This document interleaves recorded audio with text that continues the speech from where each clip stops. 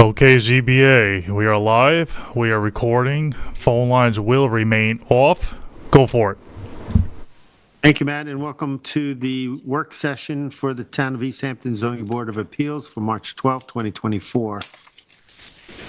We have a public hearing to start off. I'll read that into the record. It's 117 BVA LLC, 117 Bayview Avenue, Amagansett, Suffolk Tax Map Number 300-84-1-3.1, and it's a secret determination.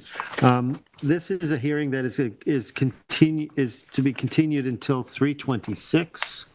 And the board will make a secret determination then. For tonight's agenda on this, I'm going to read a resolution into the record, and then there will be discussion on that.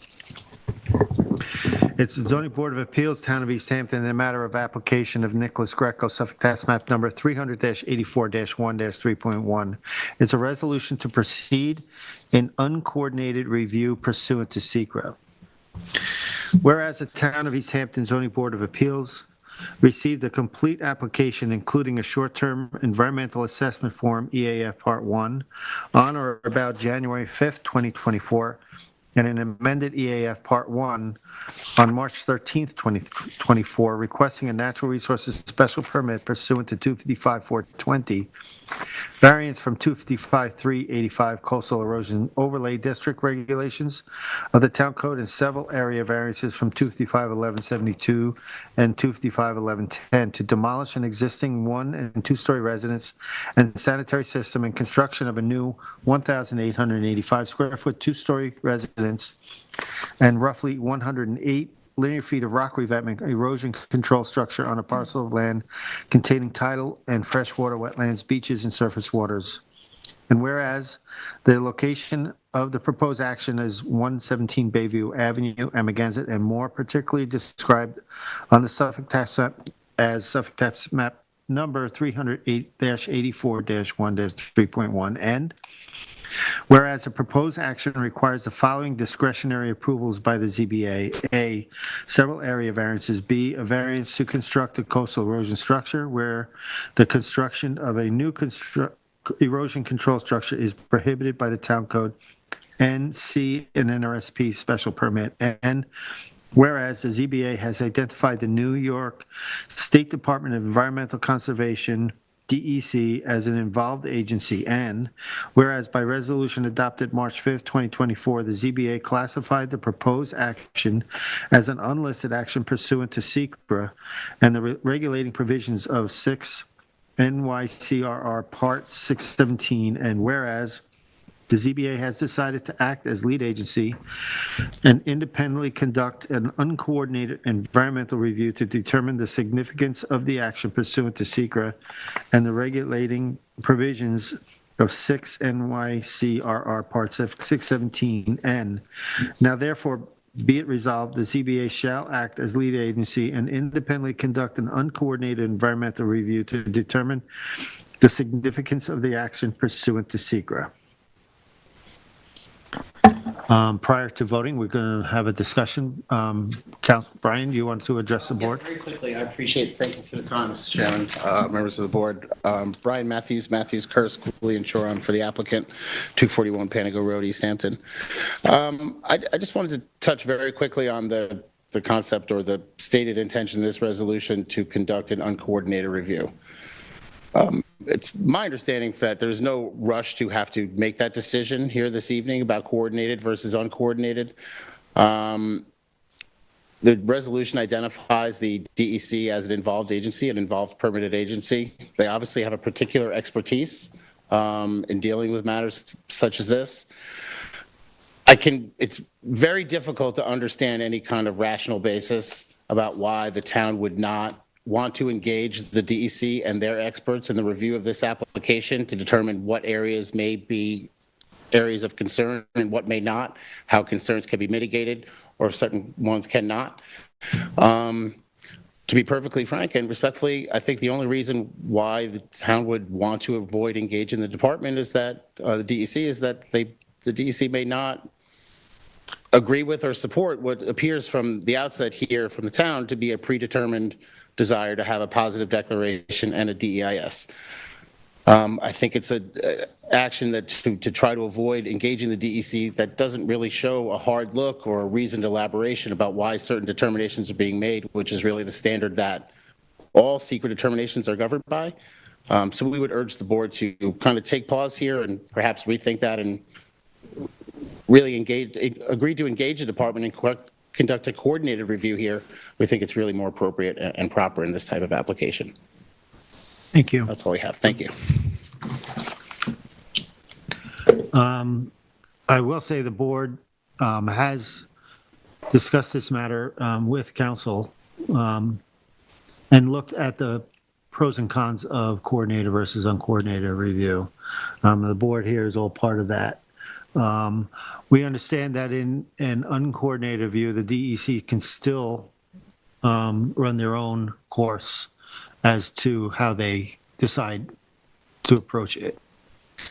I think in this case, if board members are okay, I think we're okay to make a resolution this evening to adopt this resolution. Is there anybody that have any questions or any comments?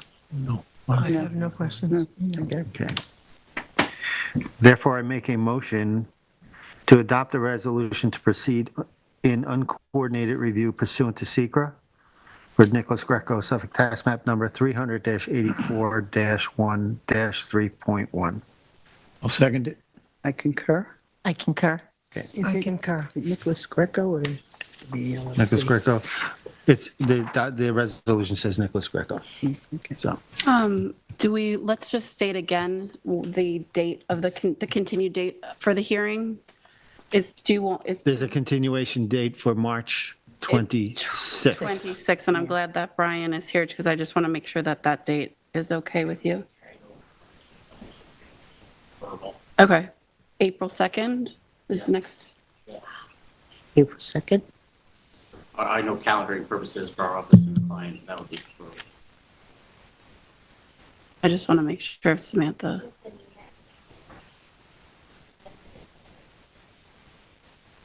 April 6th, excuse me? Do we have, I think we do have a It's hard meeting to on the hear you 2nd. guys. Do we have a meeting on April 2nd? Thought we did. I don't know. I'd have to look at my email and look at the calendar. I thought we did. Website. Yeah. I have it on my, April 2nd, April 9th, we have meetings. We don't have one the following week. Oh, we have one on the 17th. We don't have one the following week, the 23rd. hold on, we don't want to get this wrong. Right on the website. Really? ZBA. So the request is to add it to April 2nd? Is that, As opposed to the 25th. 26th. or whatever, yeah. Post to March 26th. Just hold on, I'm seeing if I can pull it up. Otherwise, I have the calendar on my wall downstairs. I can look through. If I may, this is LTV. You do have a meeting on April 2nd. yes, we were, That speaks. The man behind the curtain. Okay, so it's a great Wizard of Oz. yeah. So if the board is amenable to that, and obviously. I'm fine with that. council, So let's April make a 2nd. motion Second. to continue the hearing for Okay. April We 2nd. need an emotion to do that. So therefore, we make a motion to continue the hearing for Nicholas Greco, Suffolk Tax Map Number 300-84-1-3.1, to continue the hearing until April 2nd, 2024. Second. Concur. Concur. Concur. Thank you. Thank you, Brian. I will change, I see now, you're saying Nicholas Greco, because I mistakenly wrote the applicant's name and not 117 Right. BVA LLC in the caption, so I'll correct that before Samantha files this resolution tomorrow with the clerk. All right, now we'll enter our work session this evening. We have some administrative applications. First on the agenda is Gurney's Inn Resort and Spa Limited, 290 Old Montauk Highway, Montauk, Suffolk, tax map number 300-87-3-28.1. And it's to construct an ADA compliant lift and associated structures on a parcel of land containing coastal bluffs and beaches. Tyler? Yes, I'm covering all the admins tonight for Morgan, so I will do my best to give you as much information as I'm able to on these. They're all very straightforward, all three of them. The Gurney's application is for ADA access to their building. So they are exempt from site plan for this application, and they are outside of setbacks from the toe of the bluff. It's toe of the bluff in this area of Montauk, not the crest. So there's no variances required. They meet the 125-foot setback to the toe. And the structures are located here on the main building. It's ADA access and then some mechanical for that stuff that's included in that, and then a small set of stairs. Montauk Highway is to the top of this, is to the north of this. Montauk Highway's up here. Exactly where Yeah. this is. The ocean would be Yeah, it's down. over by the entrance of the building, actually. So that's the entrance to the main building from the upper parking lot. Right. And then down that yellow, that's where it's going to be? The ADA access Oh, is to the here. left. This is sort of the mechanical storage area. Oh, okay. There's no roof. It's just a wall, really. And then a small stairs. They're really just having to shift a few things around in order to get that ADA access in there. It's a very minor application overall, and doesn't require site plan. So it's really just this stop at the ZBA for this, and that's it. Does that go down 2 levels? It will go down 2 levels of ADA? 'Cause they have I'm the not lower sure how floor and far then down in the all building the it way down? goes.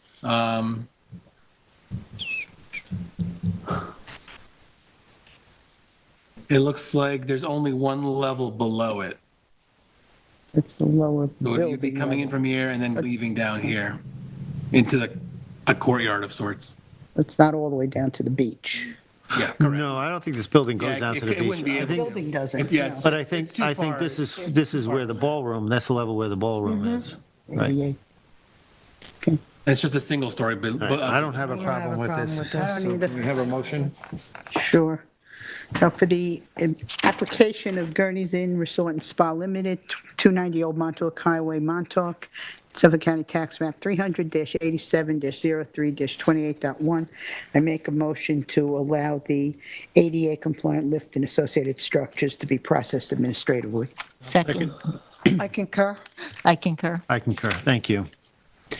Next, we have Bailey at 71 Navy Road, Montauk, Suffolk Tax Map Number 300-27-2-7.1.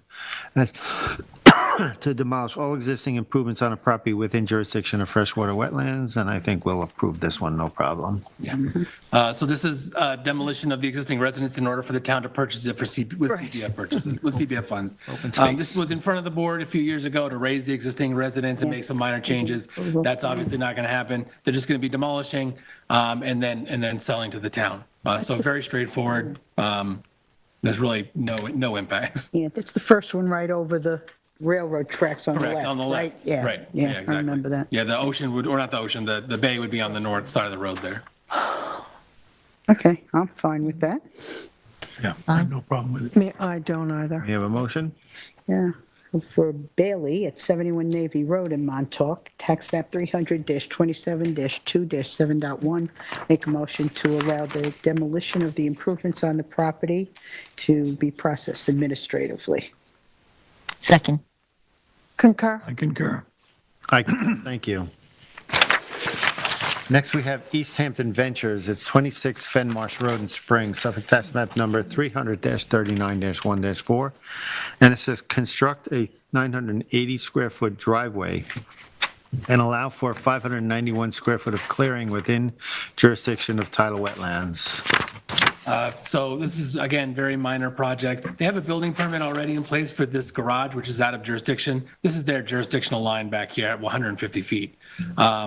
So all they're doing is extending the driveway up and into this area here, which requires a small amount of clearing, but they'll still be under their maximum allowable clearing limits. So that's all they're in for, is a small amount of clearing, small driveway extension and turnaround, and then that's it. I don't have a problem with this. Me neither. Yeah, do I? Yeah. Ready for a motion? Yep. In the matter of the East Hampton Ventures Administrative Application Request, 26 Fenmarsh Road in Spring, Suffolk County Tax Map Number 300-39-1-4, I make a motion that the application go administratively. Second? Concur. Concur. I concur. Thank you. We'll go into our post-hearing decisions at this point. The first one is Christopher Diza at 90 Sherrill Road, East Hampton, Suffolk, tax map number 300-160-5-3. The size and location is 5,524 square feet at 90 Sherrill Road, East Hampton, Suffolk tax map number 300-160-5-3. The description is to construct a 240 square foot pool, 520 square foot of pool patio and pool equipment within rear yard side setbacks.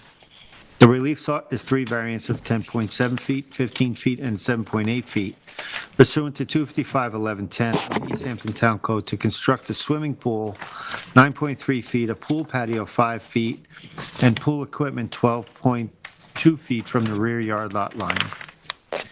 The zoning district is B residence, Zone X flood zone, and the secret class is type 2.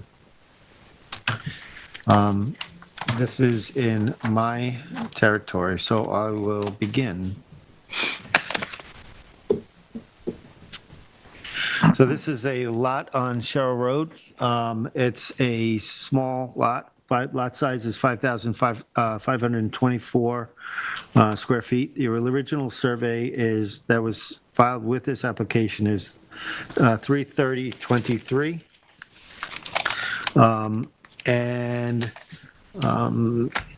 The current owner acquired the property in 2021. Existing building coverage is 968, where 1,104 square feet is allowed. The existing total lot coverage is 1,826, where 2,762 square feet is allowed. The property is 100% cleared. And this property has not appeared before the zoning board before. Members, you might recall the lot is on the corner of Sherrill Road and Sunset Lane, which also acts as a front yard. So there's two front yards, Sherrill Road and Sunset Lane. The owner is seeking three variances, 10.7 feet, 15 feet, and 7.8 feet to construct a pool patio and pool equipment where 20 foot is a required setback. An IA septic system is also a part of the file. Applicant contends that due to the lot shape and having two front yards, that would establish the uniqueness of the lot. There were two neighbors that spoke before the board, neighbor on 89 Sherrill Road that complained at the noise of the subject property, and a neighbor at 94 Sherrill Road concerned about the setbacks. The record was left open for 30 days for resubmission. And on February 26, 24th, the agent to the applicant submitted a letter, and I'll read that. They made some changes, which I'll read. They have moved the pool equipment, has been relocated to a conforming location, thus eliminating the need for a variance to accommodate the pool equipment. The proposed patio has been moved so that it is 14.5 feet from property line, and as such, the variance requested to permit the proposed patio is not substantial, and the proposed pool has been reduced in size from 24 feet by 10 feet to 19 feet by 10 feet, and as such, the variance requested to permit the pool is not substantial and minimize the impacts of the adjacent property owner. This is the position of the applicant. And then they say also note that the applicant has pre-approved the Suffolk County Department of Health Services to upgrade the existing septic system. What I'm going to do is I'm going to get into the variance standards. I'm going to read into their variance standards. I'll say at this point that I believe this is not a candidate for approval, and I'll lay it out the way I see it. Number one, they said the grant of the variance will not cause an undesirable change in the character of the neighborhood, nor will it create a detriment to nearby properties. As discussed during the public hearing, there are at least 8 residences with pools in the neighborhood. I disagree with this assessment. I believe that it will create an undesirable change in the character of the neighborhood and create a detriment to nearby properties. This is a very small non-conforming lot. The lot, even with the lot shape, is non-conforming, and therefore, I don't think it meets, I'll get into more reasons why in a minute, but I think the size of the lot comes into play here, not just the shape of the property. Given that, given the odd shape of the parcel, which is number 2 on their list, which is located on the corner and considered 2 front yard setbacks, the benefit sought by the applicant cannot be achieved by another method feasible for the applicant to pursue. We looked at this in our hearing. I think at some point, if they want, they can fit a pool if it's desirable. I think the size of this lot and the shape of the lot are to a point where it makes fitting a pool very difficult. Also, going back to point 1, where they state that there are at least 8 residences with pools in the neighborhood, I believe they failed to present to the board any evidence that pools were required variances for they were in the neighborhood. So we did not see any evidence to that effect. The variances requested are not substantial.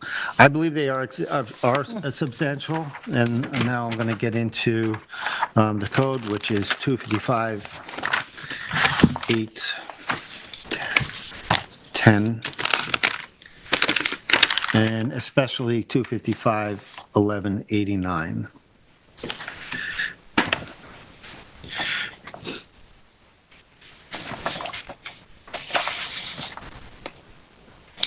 And 255-1189E, in pool setbacks, states, every swimming pool, together with any pool decks, including pool patios or slabs or any type, and pool equipment shall be set back from any side yard, shall be set back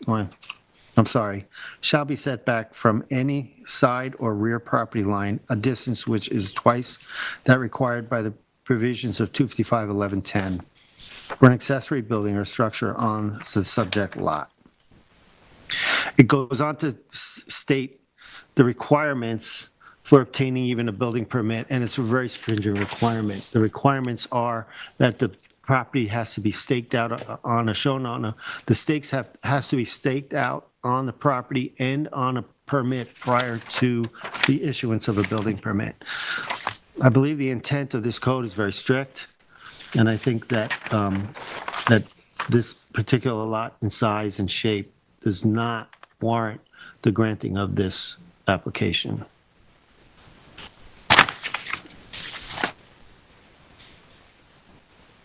The grant of the variance will not have an adverse effect or impact on the physical and environmental conditions of the neighborhood or in the affected area of the town, as a proposal is consistent with other residences in the area which are developed with homes, decking, and pools.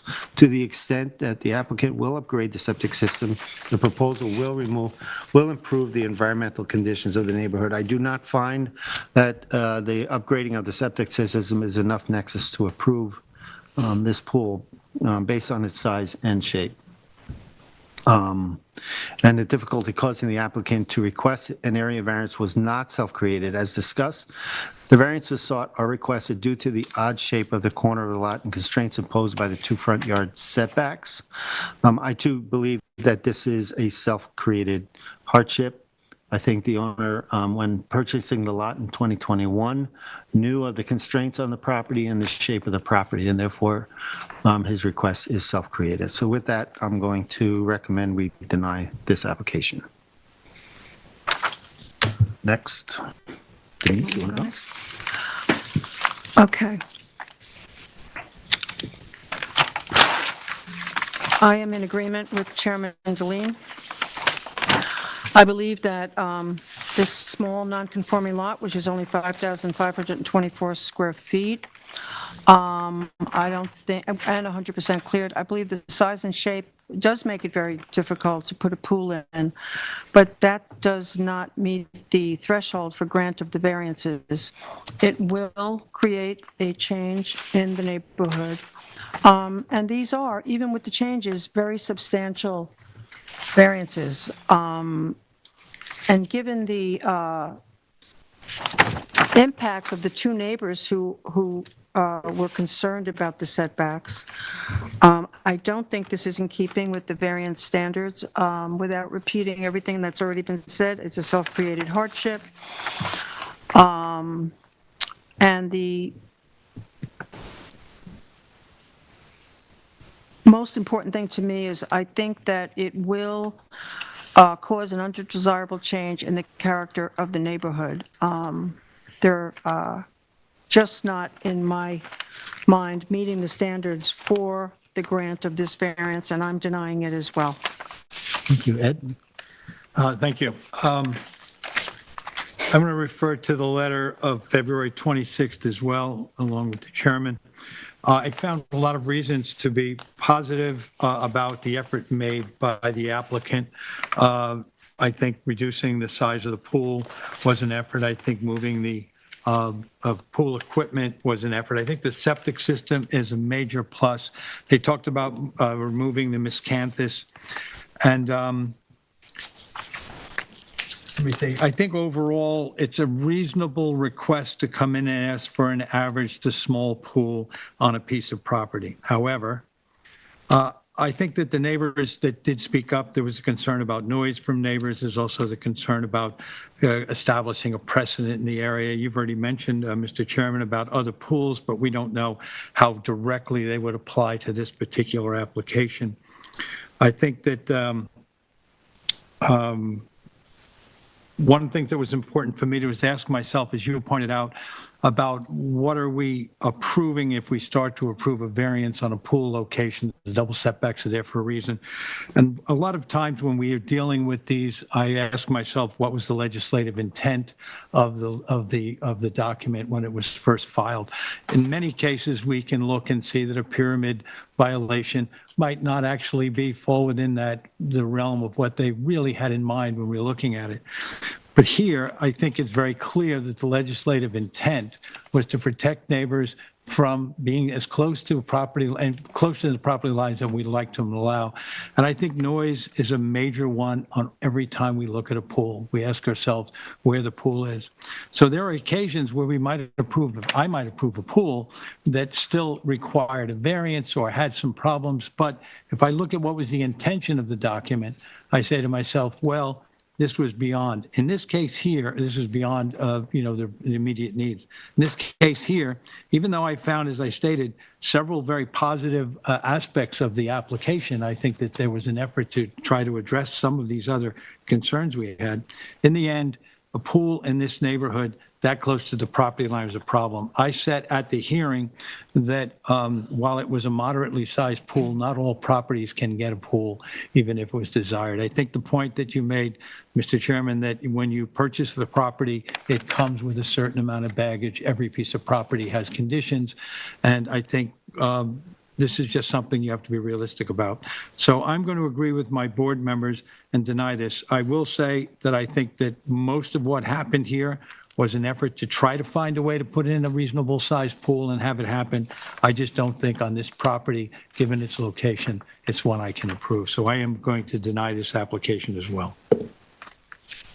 You might want to add, too, that even the pool in itself, even though they did move it, the entire pool is still requesting a variance, even with the odd-shaped lot, even where this lot comes into a wider portion of the lot, it's still requesting a variance. So I just don't think they met that threshold. I absolutely agree with my fellow board members. I don't really have much to add. I agree with everything that was said, and the neighbor at 94 Sherrill Road, talking about the noise and everything else potentially, even with screening along the property line. And just going back one more time to other pools in the neighborhood, it was clearly stated by the planner that night at the hearing that there were no variances on any other properties in that neighborhood for a pool. So I don't want to give even the appearance of doing something that might encourage other folks to follow suit when it's really not appropriate.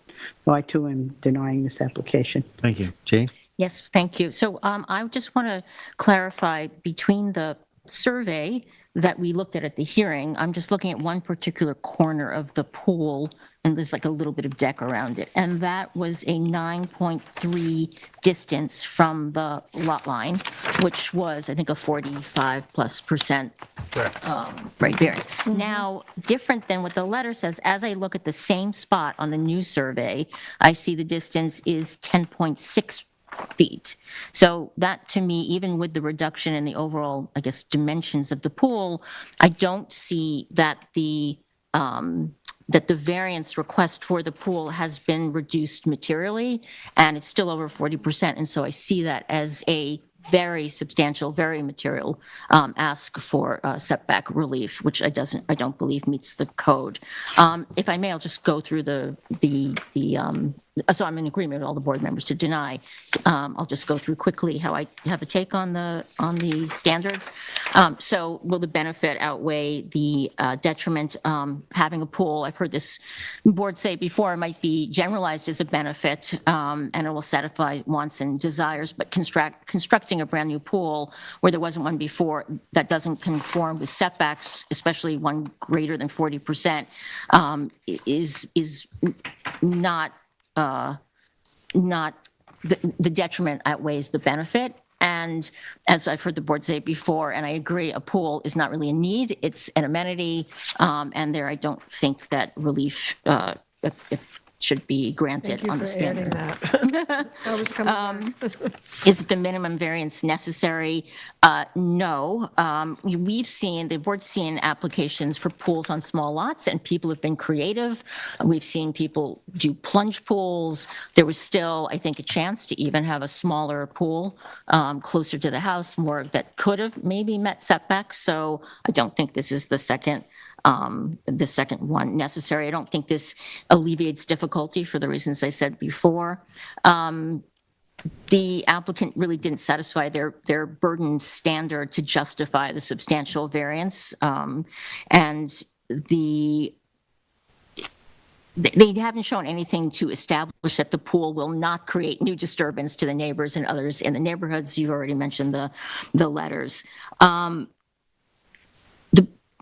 The benefit for the applicant could be achieved by a different method. As I said, the variances, I think, could have been eliminated or more sharply reduced.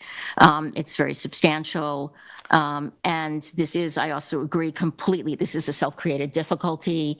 The applicant had to know 2 front yards, a funky lot line, the size of the lot, and therefore this is completely self-created. I've heard Member Johan say, and I agree, that some parcels are simply not appropriate for things like pools and amenities, and this is clearly one of them. And, there are a number of these is one of the smallest lots in town probably, but there are a lot of others out there. And when you're around this property in the neighborhood and you look at the character, it is not logical in my mind to say that this will not create a significant disturbance. And I don't think the code should be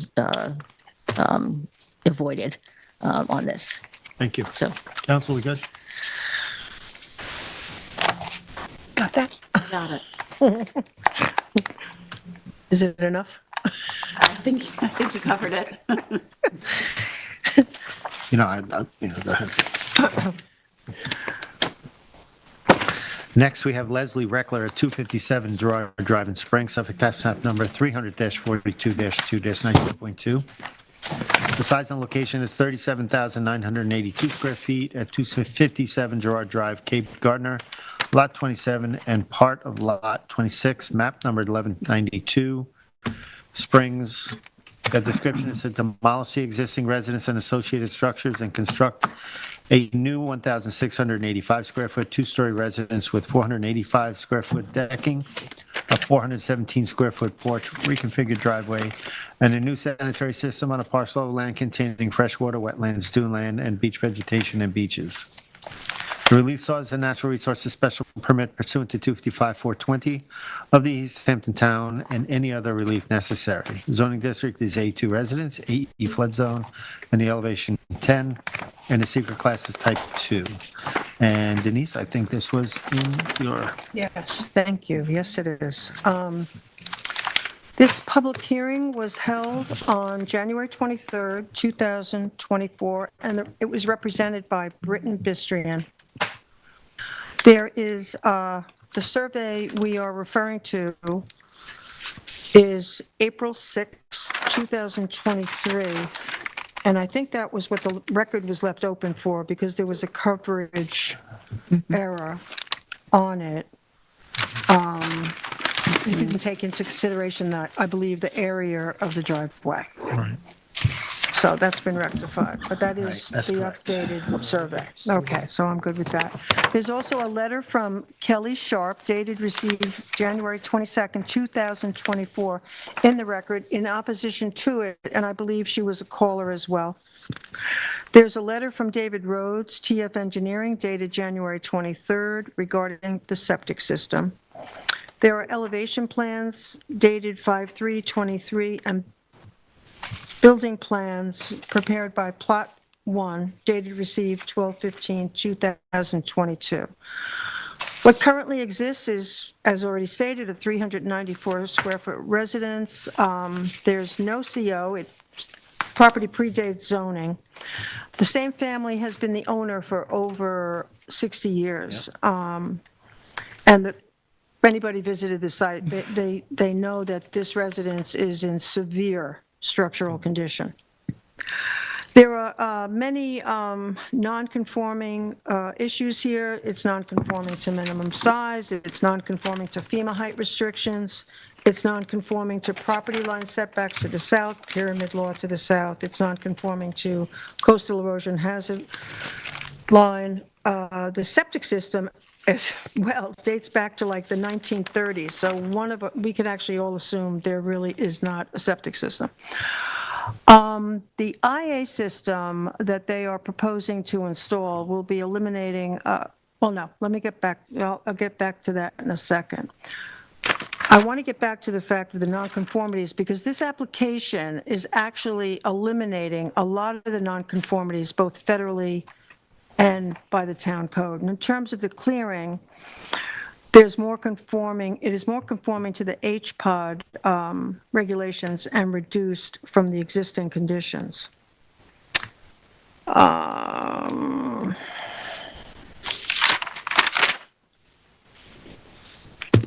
During the public hearing, Britton Bistrian addressed the fact that currently, right now, on the roadside and the Gardner's Bay side, there is a 50-foot scenic easement. And the agent was amenable to doubling the size of the scenic easement on the Gardner's Bay side to further protect land between the residents and Gardner's Bay. And I think that's a very reasonable situation. They're removing every dimensional and environmental nonconformity that actually exists on the property. The client is in agreement with all the mitigation, and one of which is to have a scenic easement established over the beach, Gardner Bay side, 100 feet landward instead of 50, which is the current scenic easement. This addition to the scenic easement will further protect the vegetation in this area for actually long-term disturbances. In Britton's presentation, she noted that she felt the residence was in the best location, and they retreated it from the coastal erosion hazard line. But in planning that, what they did was they split the difference between the Gardner's Bay wetland and the wetland on the roadside. And they did this in order to get coverage and clearing down. So when you think about shifting or relocating the house in a different location, they felt that a shift would bring them closer to a more fragile wetland. Suffolk County tax map Suffolk County Department of Health approval is waiting for whether or not we approve this application. I think this application, and I did give this a lot of thought, and anybody who knows me knows that I don't think, this might actually be the first application I approve on Girard Drive. The application is in keeping with neighborhood and other recent approvals, most of which I denied, but this application separates itself from the rest that have been reviewed and approved. The proposed structure is 1,685 square feet. The first floor is 1,305 square feet, and the second floor is 380. The second floor reduction size is because the applicant is in compliance with pyramid regulations and also meeting the first floor requirements for FEMA, which is to be commended, because if all of us know on this board, usually when an applicant is required to meet FEMA, it's an excuse to actually ask for a pyramid for a second floor, and this applicant has literally chosen not to do that. The residence also meets all the setbacks to the protected natural features. There is a significant increase in lot coverage only because the existing house is 394 square feet. The proposed calculation is now 1,777 square feet, where 5,099 square feet is the maximum allowable.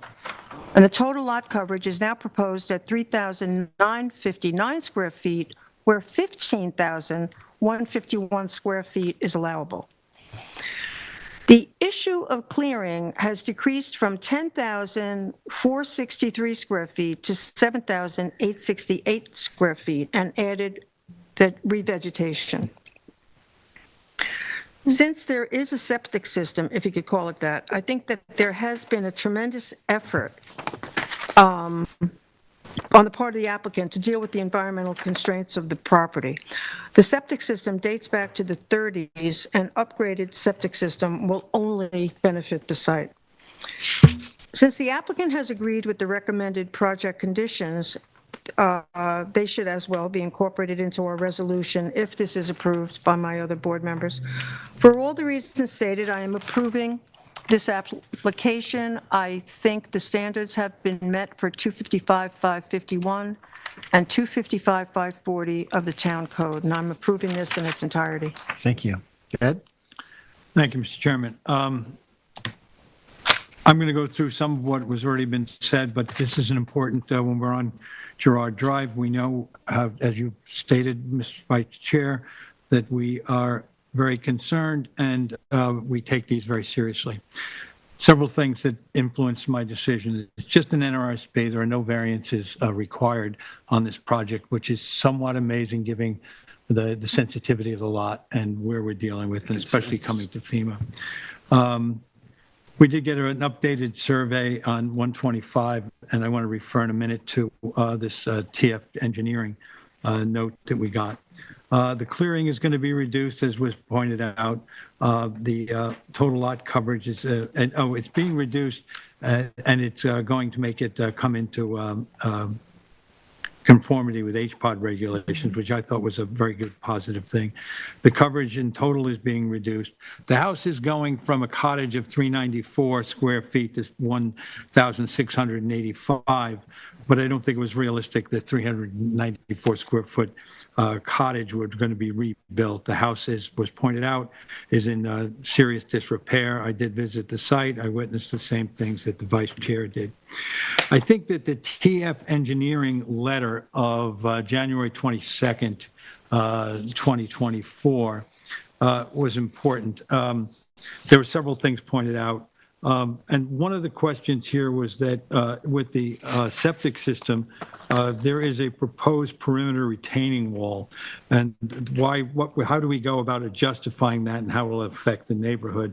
And I thought the case was made that the retaining wall helps to decrease the footprint of the septic system. They do point out that with the retaining wall, the footprint would be 75 feet long by 33 feet wide. Without it, you would have to spread that out to maintain a pitch from the raised 3-foot elevation, and it would push out 3 foot in all directions, and therefore we'd wind up being 91 feet long by 44 feet wide. And I think both of those and would require an additional 400 cubic yards of fill. And I thought that there was a comment that by creating the wall around it, there was also the potential protection from the potential, erosive, it says here, erosive properties of nature, but generally in flooding and those things, any kind of movement we might get from the seaward side. I thought the idea of whether or not it should be moved further to the road was slightly mitigated by the fact that that might increase flooding. Flooding was an issue that we heard from neighbors, and we did have Kelly Sharp comment about how wet the site was. It was commented by the vice chair when she visited. I visited, and it wasn't flooded, but that can be on a daily basis. Nonetheless, I think the location that was chosen as a compromise, it does not move very far back from where it sits now. But I'm not sure that moving it closer to the roadside was a real possibility. It was a positive in any real way. I thought they were removing all they were helping to remove nonconformities. The property is going to be FEMA compliant. Let me just say, yeah, I did, about not trying to encourage more flooding. Let me just say, that's about all. There is the continued family ownership. I thought in the end this was a good application. I think when you are representing a client and you come in front of us, we're asking for you to do the best you possibly can for both environmental reasons and to avoid increasing any nonconformities and avoid presenting us with variances if you can. We have no variances. We're not looking at, as it was pointed out, a pyramid ask here. And I think that if you were going to look to redevelop this property, this is a very positive way, and it was a strong application. So, Mr. Chairman, I'm willing to approve this application in its entirety. Thank you. Jane? Me? Okay. I didn't know if you were Surprised you. Thank you. Okay, so I have taken, I'm not going to repeat them all. I will take into account the improvements that are happening on this property, the FEMA compliance, the fact that there are no variances requested, the reduction in clearing, although I think I see the numbers differently. I think it's a 600 plus square foot reduction in clearing from what's existing. I think the 10,000 something is what's allowed, but it's still an improvement. So I take that all into account, as you all said. I still get caught a little bit on, even though you're coming off of a very small, in fact, non-conforming to code cottage of 395 square feet, where today 600 is a maximum. It's still, I look at it, it's an expansion of a structure, just the GFA, by 4.3 times to 1,685 feet. The increase in the decking, which I think totals between the decking and patio about 902 square feet, is also not the smallest thing that could happen on the property. And so the total building coverage of the proposed redevelopment also expands by a factor of about 4.5 times. I just want to note, since the neighbor next door at 359 was here, I did go back and look at the size of that house in the 2006 determination of the board, and that house is 1,343 square feet with 546 of decking. So I just wanted to put that out there. It is a smaller lot. It's about, I think, 6,000 square feet smaller. But I am leaning towards approving the application, but I did just really want to raise the issue, and Vice Chair Severies, you raised the question at the hearing about carp, right? And you asked Tyler his opinion, is this consistent with carp? And of course, no carp. I went back and, read it again. I looked at how Girard Drive was characterized. And so in my decision deliberation relative to the code and the improvements, the issue comes down to two questions. Is the expansion proposed here appropriate, not just to this lot, but to the known conditions and vulnerability and fragility of Girard Drive?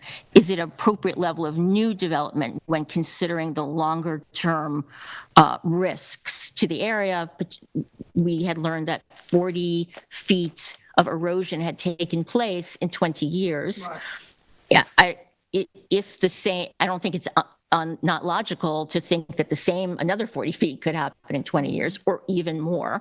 And so at some point, maybe in the not too distant future, this property and the structure could wind up actually being out of compliance with setbacks. The scenic easements are going to continue to be eroded. I also noted that, the areas, let me just go to CARP for a second. Just to read briefly from CARP. So Girard Drive, as you know, is designated as one of the 11 focus risk areas in the town. And just to read from the plan, quote, the CARP evaluated 11 town focus areas. Each of the focus areas was included in CARP because they were previously identified as having a high coastal risk. The focus areas differ in their characteristics. They also differ in the type and extent of coastal risk and the imminence of significant future impact. Certain focus areas are in coastal setting where the probability of flooding and or shoreline change is very high, and the impacts of extreme coastal flood event will be catastrophic to the area. The focus areas are also typically the locations that will be most impacted at an earlier time by sea level rise. That's from page 41. So I think a little bit differently. I do see this type of redevelopment and expansion as not necessarily consistent with the CARP. But I'm looking at how this compares with the precedent set by some of the other, applications that have been made. So all in, it is cuspy for me, but I do appreciate the effort that has made to create an application that's, doesn't need the variances that we've seen in the other applications. The one other condition that I might ask for, because the scenic easements to the beach side are important, but they're going to continue, they're going to erode again, right? So I would think of asking for an additional, not to get greedy, 50-foot additional buffer at the front of the property as well, in addition to the one that's there, because I also think, the flooding from the road is a very big issue on this property, and protecting that vegetation, protecting that land, I think could be a very important added factor in making this an even a better application and allaying some of the situations that I raise in terms of thinking about this in the context of CARP. And just to say, with respect to 255-551C, which requires compatibility with the purposes set forth in 255-111, A, orderly growth, to guide and regulate orderly growth, development, and redevelopment of the town in accordance with a comprehensive plan and the long-range objectives, principles, and goals set forth therein. And specifically, as we know, CARP is now a full part of the comprehensive plan. So that's why I've, focused on it a lot. But that's where I am. I'm going to go to Terry, but I'm concerned about the additional requirement of increasing the easement when you haven't given the applicant opportunity to respond. So we didn't bring it up during the hearing, and I think we need to consider that. Okay, just wanted. Terry? Okay, so where I come down on, well, you're approving it too. I am. Okay. With that, Can you say that again? What you just said? oh, Sorry, I can't hear. Terry, can you repeat what you just said? Because I, No, Jane is approving it that's, too. I was wondering. Yeah. Yes, no, okay, I'm sorry, I said okay. I was cuspy, but I was approving Okay. for all the reasons I So stated. I too am going to approve this. A little bit different than Member Meering as far as the CARP and the comprehensive plan and all that. I find this to be the best application that we've seen on Girard Drive for as long as I've been on the 100%. board. I find it even relative to carp, they got rid of all the nonconformities on this property, including FEMA, including CHA. So those all factor into carp also. The setback, when I went out and looked at the property, I was like, oh, this house is going to be like right next to the neighbor's house next door. It's going to be so close. But then I realized it really isn't, because another nonconformity that they had was on the side yard setback. It's 2 feet from the property line now, and it will be 21 feet. So all those nonconformities are gone. The septic, as Member Johan had stated, the TF engineering report, that the retaining wall was bothersome, but also after reading the TF engineering report, that the main reasons, it's because it is a confined site, the high groundwater in the Harbor Protection Overlay District. It minimizes the imported fill, the erosion protection that it provides. That could go on, but everybody else already has. This is, and even about moving it landward, I almost think that would be maybe detrimental to the applicant who's actually putting it in probably the absolutely best location that it can be to protect itself also. So I too am approving this. I think it meets the NRSP standards. There's nothing but improvements on that with the septic. The increase, I think it was 3,000 feet, right? The additional easement that Brittany said at the meeting, 3750. And the clearing is being reduced. As Britton said at the hearing, they're actually reducing clearing and reducing lot coverage, making it FEMA. It's kind of like you can't get much better than this. Exactly. And I believe you can't, and I too am approving this application in its entirety. Well said. I agree wholeheartedly. I think that not only are they satisfying the resiliency of the area by bringing it to FEMA compliant, but also the siting of the property and the environmental concerns and eliminating nonconformity. We don't see applications like this come through very often, or very hardly often, where at least they're trying to pierce in a pyramid or doing something like that. And this application checks all the boxes, in my opinion. I agree. The discussion on the septic system, I think, was a good discussion the board had with the retaining wall. We did look at other locations. I think in this situation, I know Gerard Drive pretty well, as some of us know Gerard Drive well. This floods. These properties during a heavy rain or whatever are completely flooded. There are septic systems that have been put on, even IA septic systems. They're not elevated to this level, and when it floods, are sitting in the flood. So I think this is a smart design. I think raising it not only increases the distance to the groundwater, but also keeps it out of the floodwaters, and I think that's a very positive. So with that, I too agree to accept this, to approve this application. Just one thing, we did get the revised survey a week after the hearing. It's received on January 25th. Yeah. Yes, I know we started with the one from May. Council, we good? Good. Got that? Next, we have Paul Bronzo at 65 Jacqueline Drive, Amagansett, Suffolk Tax Map number 300-176-1-19. The size location is 8,296 square feet at 65 Jacqueline Drive, Beach Hampton, Section 5, lots 17 to 19, Block 22, map number 1763 in Amagansett.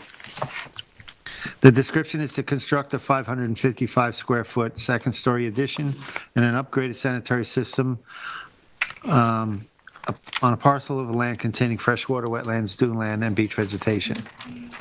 The relief sought is a natural resources special permit pursuant to 255-420 of the East Hampton Town Code, and one variance is required for this application. One variance of 88.4 feet is required from 255-430 of the Town Code to construct the proposed additions 11.6 feet from freshwater lands, where a 100-foot setback is required and any other relief necessary.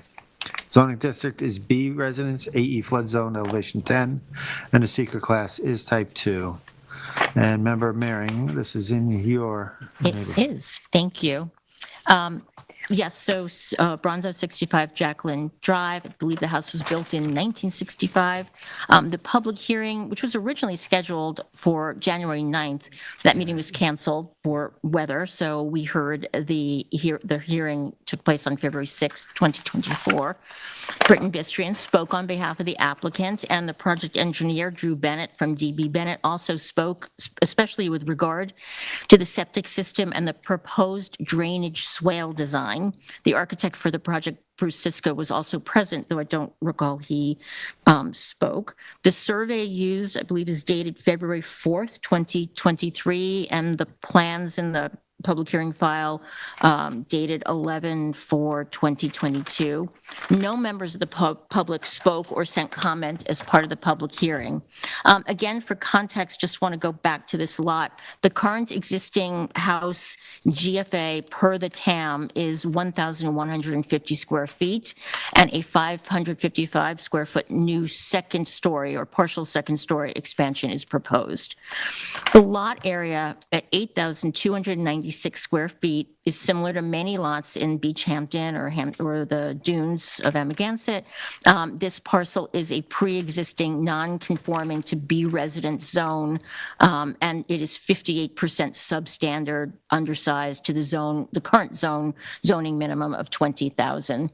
In addition, the lot area is materially constrained by wetlands, which when excluded, reduces the buildable area by 21% to 6,585 square feet per the survey. There are 3 wetland areas that impact this application. First, the material swath that runs up a majority of the west side of the parcel and kind of curves around the north side of and then over the northern property line to the adjacent contiguous lot. A wetland, a small wetland, pocket wetland, I think you refer to it, as a wetland between the house and the southern property line on Central Avenue. And then across the road, across Jacqueline, there are a significant stretch of wetlands that still impact this application. The existing house, as is also deeply non-conforming to those wetland setback minimums. Again, pre-existing non-conforming condition, given when it was built. Various parts of the house, the structure is only 3.6, 4.8, 11.6, 13.1 at the closest parts to the wetlands. There is virtually no part of the property that would allow for expansion that would not require material or substantial variances. With respect to the current natural resource conditions on the property, the wetland vegetation, as I look at it, and knowing Beach Hampton, currently appears to be in a mostly undisturbed state.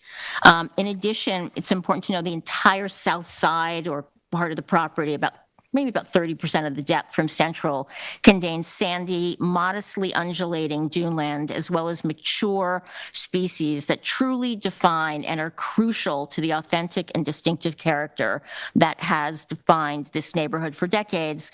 Some of that remains, continues to be eliminated. And then it also includes some very mature pines and other brambly type of shrubs. As well, the northeast quadrant includes valuable mature oaks as well as native holly and such. So I raise this because I think some people look at during the hearing it was described as very overvegetated, but this is very essential to the standards around character and the natural resources.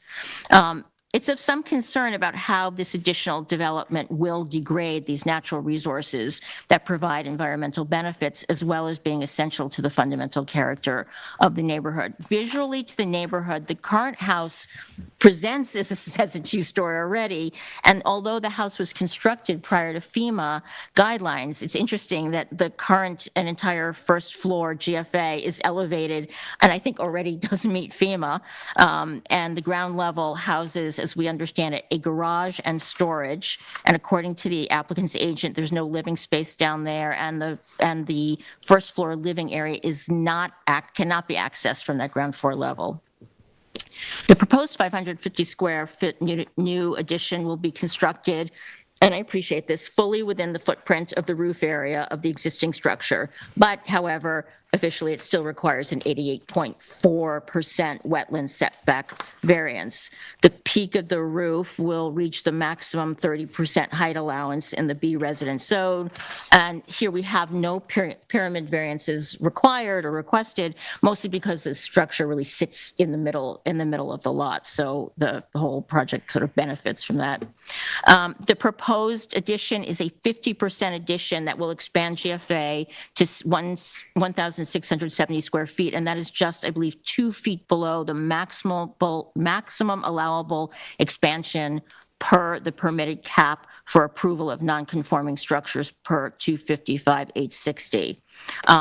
Importantly, in my view, this application, the proposed 550-foot addition doubles the number of bedrooms to 4 from 2, which does mean potential material increases in occupancy, intensity of use, as well as increased septic flow, even though it's going into an IA system.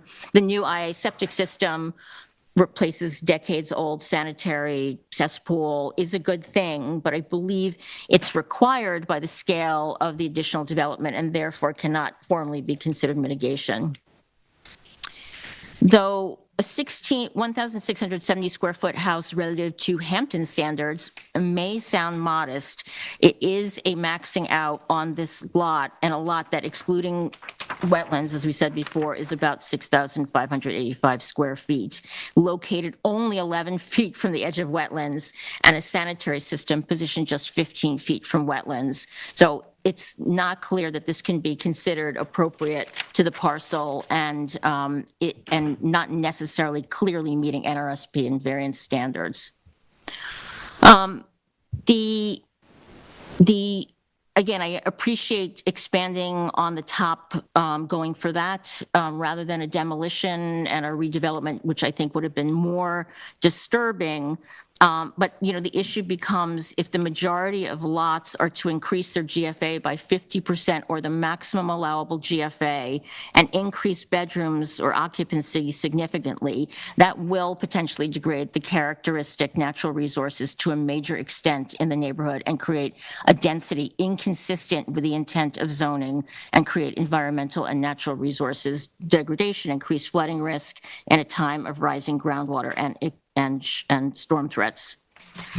The shortfall of this application for me appears to be, although in the public hearing we did address alternatives for the septic system and the swale, I don't necessarily believe it's still positioned in the least disruptive position relative to the wetlands, and to minimize the disturbances of all that natural sandy dune land and topography and mature vegetation. I don't understand why they didn't really consider, that is a very, very large gravel driveway up front, given that they have a garage, there's other parking in there.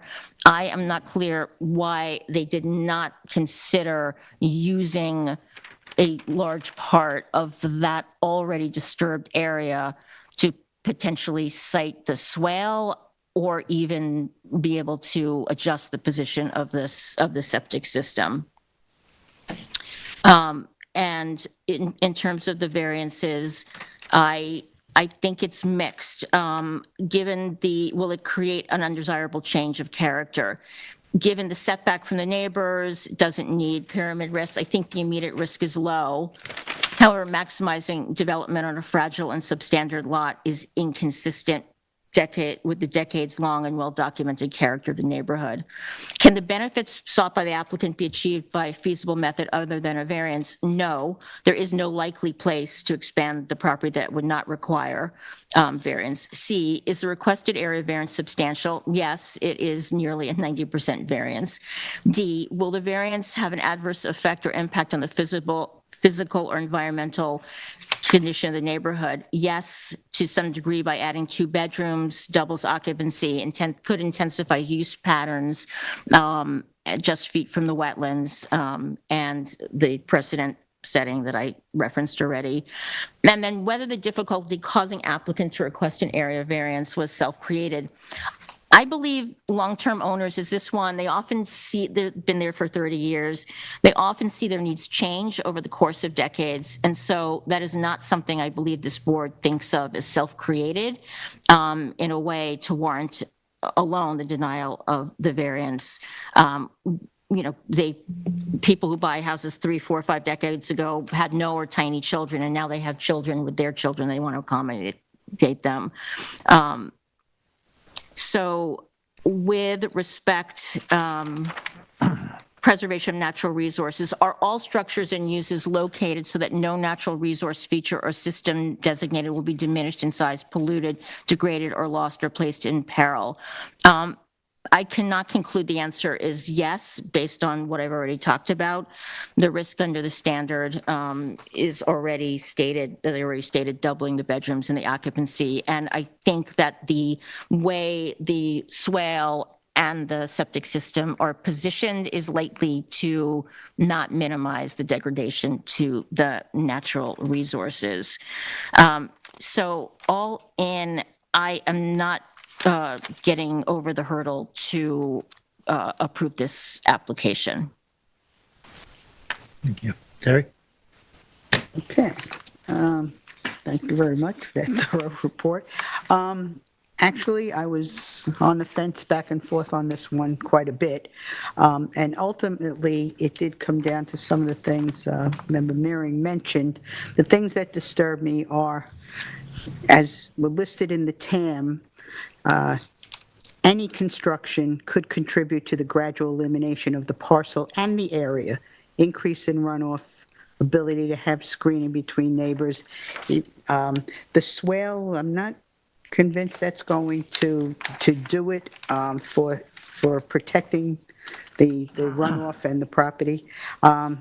And the other part that disturbs me is, yes, they're offering an IA system, but it's also with the addition of the 2 additional bedrooms and bringing that to within 2 feet of the 50% cap that we're allowed to approve. So I can't even look at the IA system as mitigation, really, in this case. I think what it comes down to is I think it's too much of an addition and expansion for that property. So I, too, am going to deny this application. You know, there were some, well, we talk about alternative uses and also in the code, whether smaller structures, so, you know, perhaps, you know, less of an addition. I don't really know on this property. It's right on the cusp. And the other thing that did disturb me is when you're looking at the elevations, it does come right up to the pyramid line. There's like no room for even a slight bit of adjustment to this project going forward in the event that they run into something. I think it does not meet the standards. I think the design could entail smaller structure. It's tough on this one since I know it's so non-conforming. And I think also it doesn't necessarily improve the environmental conditions for the neighborhood. There is still a very concern that I have about the area itself being negatively impacted on this. Thank you. We do know that 88.4 feet is huge as a variance for a resident. Thank you. Ed? Okay. I looked at this a little differently. It's already been stated that we're looking to add this 555 feet. I think that the 555 feet going over the footprint of the house was obviously a positive. We're not increasing the footprint of the house. I think the fact that they didn't come in looking for redevelopment is a positive to me. A redevelopment would do a lot more damage to the lot than what has been proposed. I think a lot of the discussion we had and what's been mentioned by my fellow board members is the concern over both the septic system and the swale that's meant to accommodate rainwater. Going over Drew Bennett's document that we received October 25th, I guess it goes back a ways here, but anyway, we received this April 25th, 2023, and it was his explanation of how he arrived at approving or designing this septic system and the drainage system. I think that I understand the question, the comment that it probably doesn't represent true mitigation for the fact that you're doubling or, you're adding 2 extra bedrooms. But I think anytime we have an opportunity to build an IA system in a very sensitive area, it is a positive, and I think this is a case here. Whether it's mitigation or not, it is a net positive to me when I start asking questions about environmental conditions and whether or not we've helped do more to protect the environment rather than less. I also think that the drainage swale is actually a creative take on what is a difficult situation. I don't think that installing dry wells for the runoff is particularly effective in areas where the groundwater levels can come up and during flooding. I'm not sure how much a dry well will accommodate that. There's a reasonable question to ask about the swale, but I thought it was a rather creative way to look at doing it, and I was willing to accept that as a possible solution for, what to do with surface water when it does present itself. I thought that the proposed easement was a positive. I think the fact I've already mentioned that they're going to go over and the addition is going over an existing structure. The structure is not to be moved. I think that the existing house is already non-conforming, but we're not moving anything any closer to the wetlands. We're not looking for pyramid or height variances are not going to be required.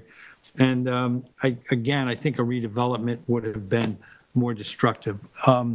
These are sensitive sites. Every place we look at down in Beach Hampton, in Ditch, Plains, we can ask ourselves whether something should have ever been built there. But that's long ago decisions that we were not part of. What we do have is existing structures looking for improvements when they come in front of us. When I look at this site and I ask myself what else might have been proposed, I can do 2 things. I can say, yes, ask us for less. Let's not go to adding 555 feet, add 1 bedroom, add a little more room. Or, would we have had somebody proposing a redevelopment? I'm happy not to see a redevelopment on this site. I'm not upset about the IA or the swale as a solution for those 2 conditions, those 2 problems. And I think that not increasing the footprint in any way was a positive. So while I agree with my fellow board members, that this is a difficult and a hard decision to make because there are conditions we have to take, and I respect exactly how they were proposed by the other board members, I am looking to approve this application because I think that under the circumstances, it was a reasonable way to approach how to add on to a property. I have a little pause over the 4 bedrooms versus 2, and I will agree with that. But nonetheless, I think overall the effort made was enough to convince me that I'm willing to approve this application. Thank you. Denise?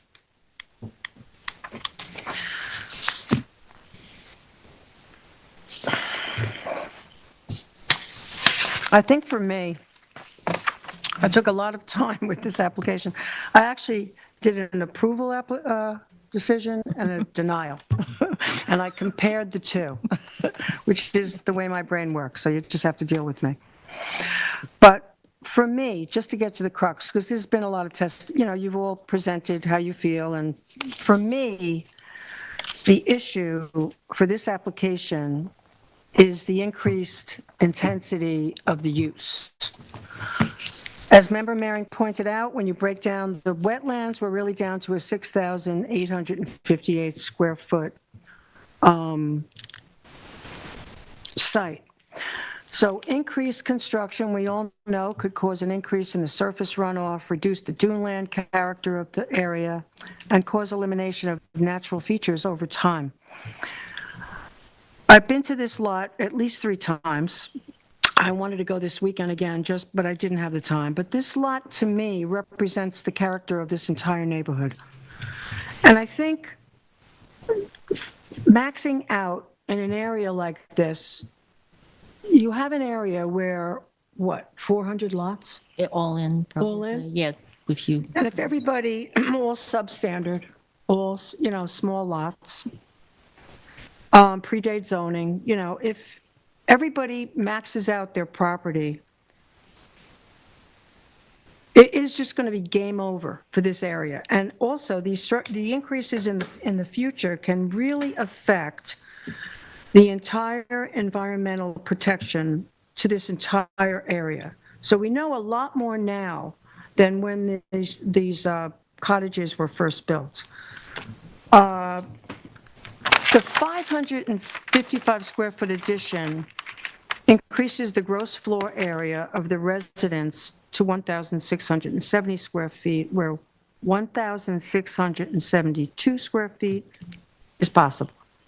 But for me, the real issue for me, and I'm being very, very honest, the intensity of the use was what I'm having difficulty with, because the proposed addition already includes 2 bedrooms and a bathroom. And this is already, as we've all talked about, a highly constrained small lot. Now it'll have an additional 2 bedrooms and a bathroom. And I agree with Member Mehring that I don't believe there was enough discussion about the location of the septic system and the drainage control structures. Exploring opportunities to increase setbacks would help to reduce the impacts on the property. The project is a significant increase in scale of the improvements to a constrained small lot. A nearly 50% increase in the size of the improvements within the existing footprint, for me, still does not meet the threshold in keeping with the natural resource special permit or variance standards. The application is requiring very, very significant setback variances. I also think that more attention, which is what a natural resource special permit is all about, should have been given more attention to the natural resources on the property and the vulnerability of the land. So I just think that based on what was presented before us, I think there's a way to make this a better application. I have to look at what's in front of me. And I just, in my opinion, this does not meet the NRSP and variance standards, and I'm denying the application.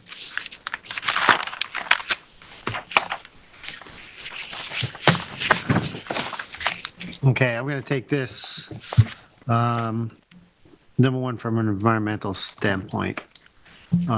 Agree, this is a highly constrained property when it comes to size and to wetlands, very constrained. Regarding the setback, the 80-foot setback, it exists. It's not increasing or decreasing. No, I mean in use, I'll get to the use. I'll get to the use. No, but I'm saying as far as the No, I setback, it understand that. exists, and was my it's first not being approval. changed. So normally, we do take a look at building something over a existing footprint as something positive. Secondly, environmentally is improvement with an IA system, regardless of whether we agree that the position is the best position or not. And thirdly, I think the drainage control system, whether it's dry wells or what is proposed in this area, that also does not exist and will exist in protecting the wetlands. So I look at this as positive for the environment from that standpoint. I will say that the increase in 2 bedrooms is an intensity of use. The question in my mind is that and I struggle with that. That's hard. So my mind is, if this was an empty lot, would we be concerned whether it's 2 bedrooms or 4 bedrooms? Most likely 4-bedroom houses are always designed to begin with. And would the zoning board approve a 4-bedroom? That's a whole other Four-bedroom On on a this lot? six- Well, on this lot, agreed. It would right. be a still small house, whether it's. A small it's lot. Yeah, a lot. From a planning board perspective, oftentimes they do encourage a second floor.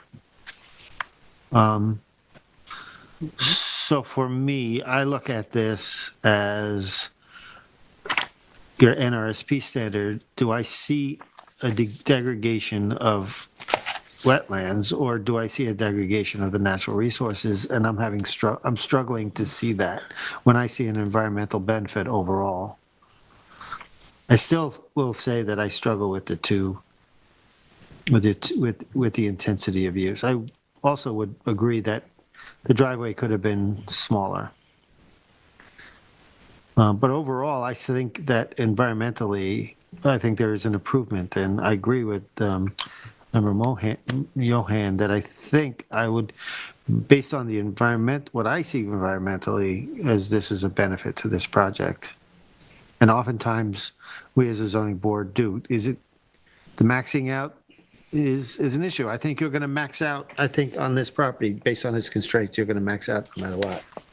I think, even if it was new. My concern, just looking, That's my staring guess. at the survey up there on the screen is, those wetlands are contiguous with the next property, and those wetlands go around that whole neighborhood, not on the street side necessarily, but on the inland side. So that was part of my concern for the result. And No, I agree, and I agree. I think this is a tough application. There's no doubt about it. There's no Yes. doubt a tough application. Absolutely. I also look at neighborhoods like this where the whole is the sum of the parts, where it's not just looking at one property, but it's looking at the net effect of a lot of changes in the neighborhood, because these were, the original intent of this neighborhood was meandering cottages and dunes and wetlands. So, but in this case, I think they've kind of addressed the environmental conditions. I like the way Denise phrased it, and, as I said, it wasn't so much a second-story addition per se, but, I think it could have been a better application. And again, I'm not against this, the idea of the swale, Mr. Bennett, I think explained it well. And of course, a new septic system is great, but it's just that one standard, are all the structures positioned in the optimal way to completely really minimize the degradation of the natural resources? That's where it really, that was the toggle for me. I look to eliminate subjectivity for myself. So when we talk about size, that enters a subjective argument. And in this case, I would go more towards the environmental benefit that I see.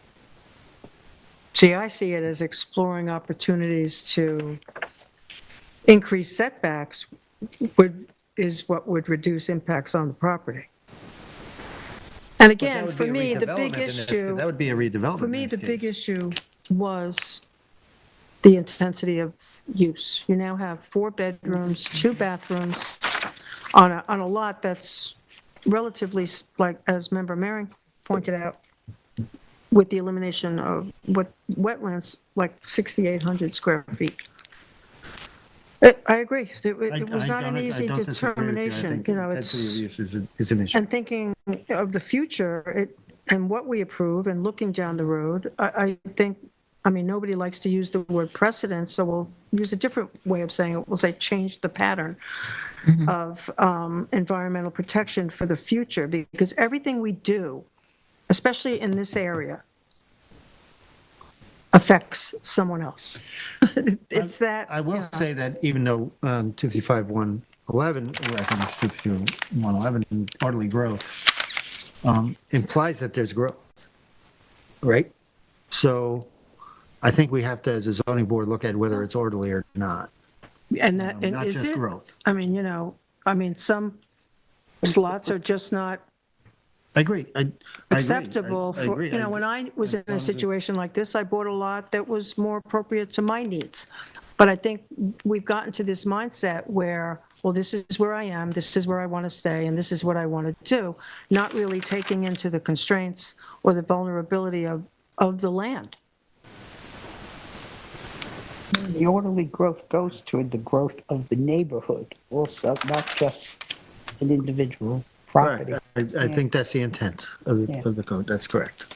Yeah, I've got to say that anytime we can encourage second floor development rather than spreading the footprint, anytime we can avoid redevelopment, which causes a great deal more disturbance to the property, I look more favorably on it. And in this one here, I'll agree with everyone that there are a lot of conditions and we can go back and forth about it. But the net for me was that I thought environmentally, we were not creating a negative, we were creating a positive. And I agree about the fact that we're right at the maximum expansion. It would be nice if it was less. On the other hand, I felt that this, in the net, I was comfortable with approving the application. So I don't have a problem, the same problem that others did. Okay. All right, are we we have a- good? So, I think we have a 3-2 denial. Yeah. yeah.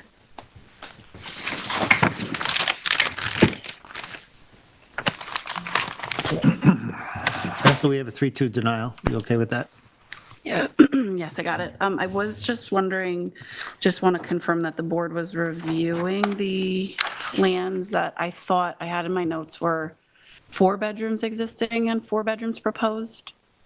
Are there, No, Proposed to exist, 2 were existing, I think, today. and 1 bathroom, and thought it and the- I heard what you all said, but Yeah, I and thought two- that that it was originally stated Should we that. take a closer look at that? If let's you look wouldn't at it. mind, because it seemed like a lot of the discussion was relying on the number yeah, of bedrooms. exactly, yeah. I thought it Well, was it's in the four- it's- TAM that well, it it said says 2 that. I thought I bedrooms. saw it in the TAM, too. And bedroom number 4, and a bathroom. 2 bedrooms and a bathroom, yeah. I'm just not sure if, is it possible that they have like 4 very small bedrooms? What? Sorry, I can't hear you. No, it's within that, that is the addition. I understand the addition. I was just confirming that there are not 4 existing bedrooms in the existing house. Oh, my God. I thought the I TAM thought there was- specified it was Yeah, 2. that there was 2. Okay. And the project before us is to add 2. And a bathroom. Eyes. That's what my understanding was. Okay. And the building plans reflect that as well. I know the C of O doesn't call out the number of bedrooms, but Tyler, was it in your TAM that we read? TAM, it's here on Yeah. page, I don't remember discussing it at all. don't wait, I Usually thought we it was just on discuss the page 3 size. here. So I'm looking at the building plans, and the second floor are both saying new bedrooms. The 2 bedrooms are literally saying on the plans, new bedrooms. So there's 2 new bedrooms. Yes, and I just thought that there was I thought there was mention that there is 4 bedrooms existing now that they were reconfiguring possibly the first floor. So the net will still be 4 bedrooms, but I don't want to. So are you saying So are that you saying that the- den was a bedroom or something like, what is it called? No, I don't think, It's saying, the first floor is saying existing bed 1 and existing bed 2. right. And the second floor is clear that it says new bedroom. My mistake. And they actually, This is they're labeled as new numbered in the kitchen, plans, which which could is how I I, know, saw it, yeah. they actually number the bedrooms. up and down. Okay, my mistake. No, it's a good question, That would impact me. very good Septic question. bed, too. We want to all be clear. No, what I wasn't suggesting Yeah. is that there are 6 bedrooms. What I was suggesting was No, no, there no. are 4 now, and there are 4 no, proposed, no. that they're making larger bedrooms and just, this, that's what I thought was part of it. So your concern would be like maybe the thing that's labeled, I can't read it from Possible here. that this Den? was a bedroom. What, sorry? It's possible that what the existing office was a bedroom. And And that they're where moving to new the second kitchen is story. going was Yeah, also yeah, a yeah. bedroom. I just want to make sure the board's reliance on 2 to 4 Right. as part of your reasoning. Yes. I was misunderstanding. Hold on, 2 hold on. additional If you look at- bedrooms if you look at increases the drawing intensity of Number use. 4 on the building plan submitted of existing conditions, you are right, Jameson, there are 4 very small existing bedrooms around a couple of common areas. They are to be reconfigured Oh. to make 2 larger bedrooms. So What Drawing plans are you 4. looking at? I'm looking at the building plan submitted from Jimenez Design Group, and they were of, what's the date here? Isn't Jimenez? Jimenez the, Oh, I'm looking at the that's, wrong one. yeah. Yeah, I was just going to say, that's not the right plan. I opened up the wrong drawing, I'm sorry. I added confusion to it. That's okay. Oh, no. What I said, it was wrong. I could try and We will pull, That would have been disregard very it. helpful. if Sorry, you found Tyler, what? Wait, I want to hear. Well, no, that would be Yeah, no, I know. that'd be a game changer. I could try and pull the building permit. You want to look at it? What?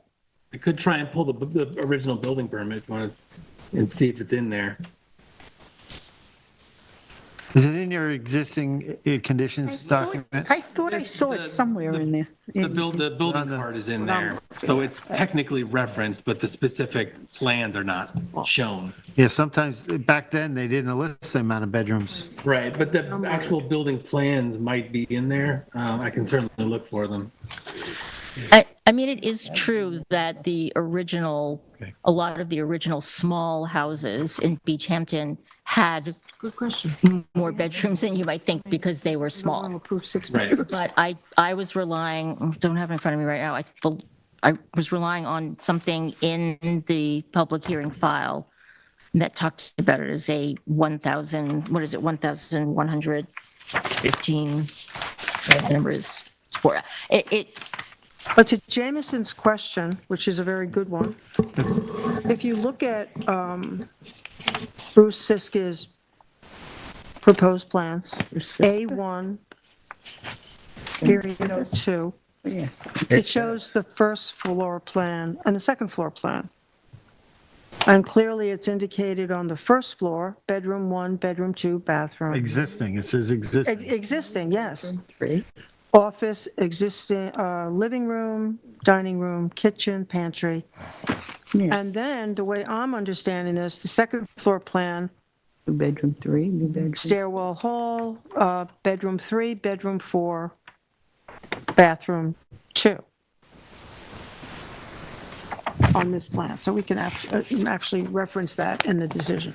What we're missing here is an existing conditions drawing.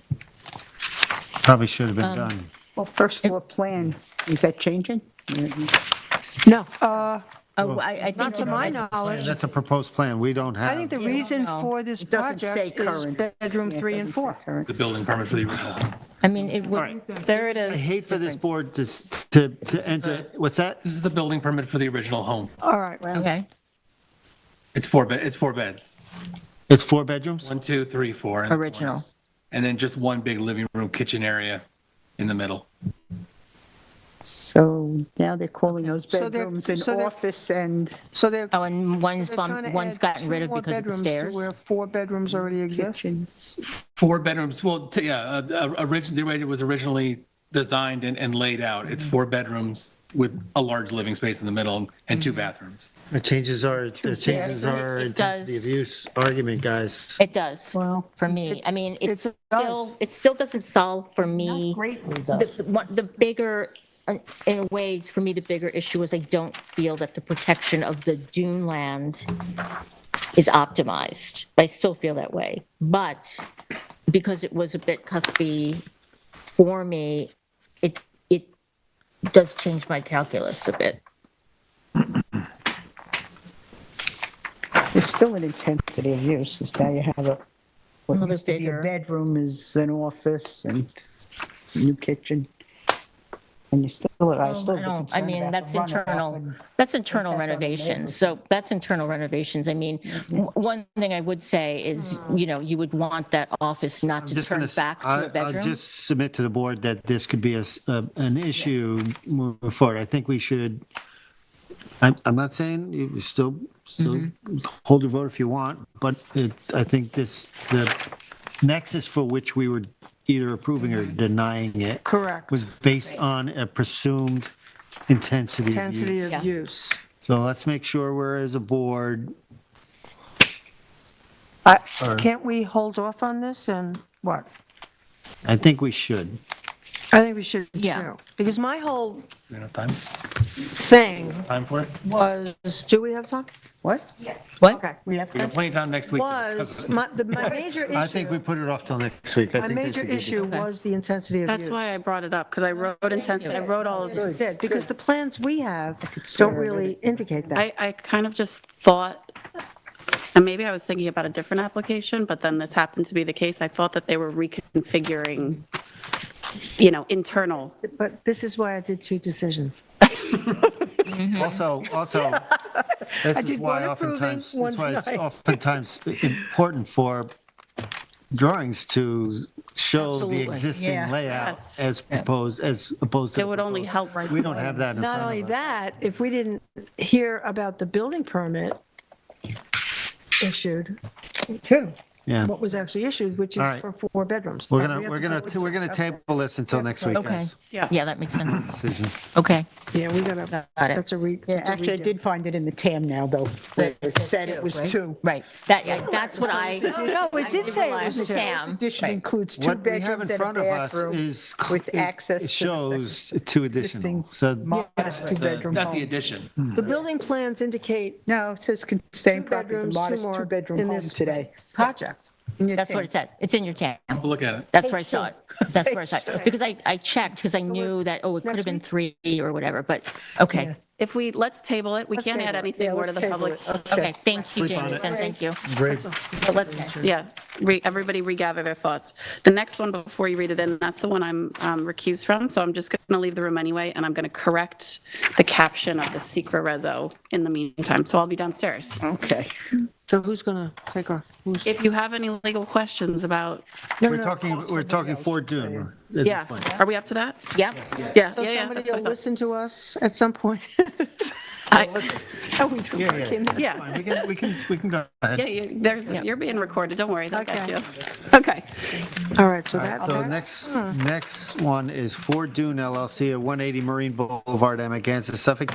By the way, guys, that was good discussion. I just want to say it was Thank you. worthy Thank discussion you. for a board. It was good to, I think it's good to deliberate. Right.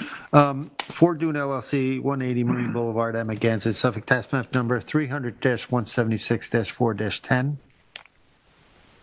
Size and location is 12,208 square feet at 180 Marine Boulevard, Lot 47 of Hampton Dunes, filed August 17th, 1966, map number 4694 in Amagansett.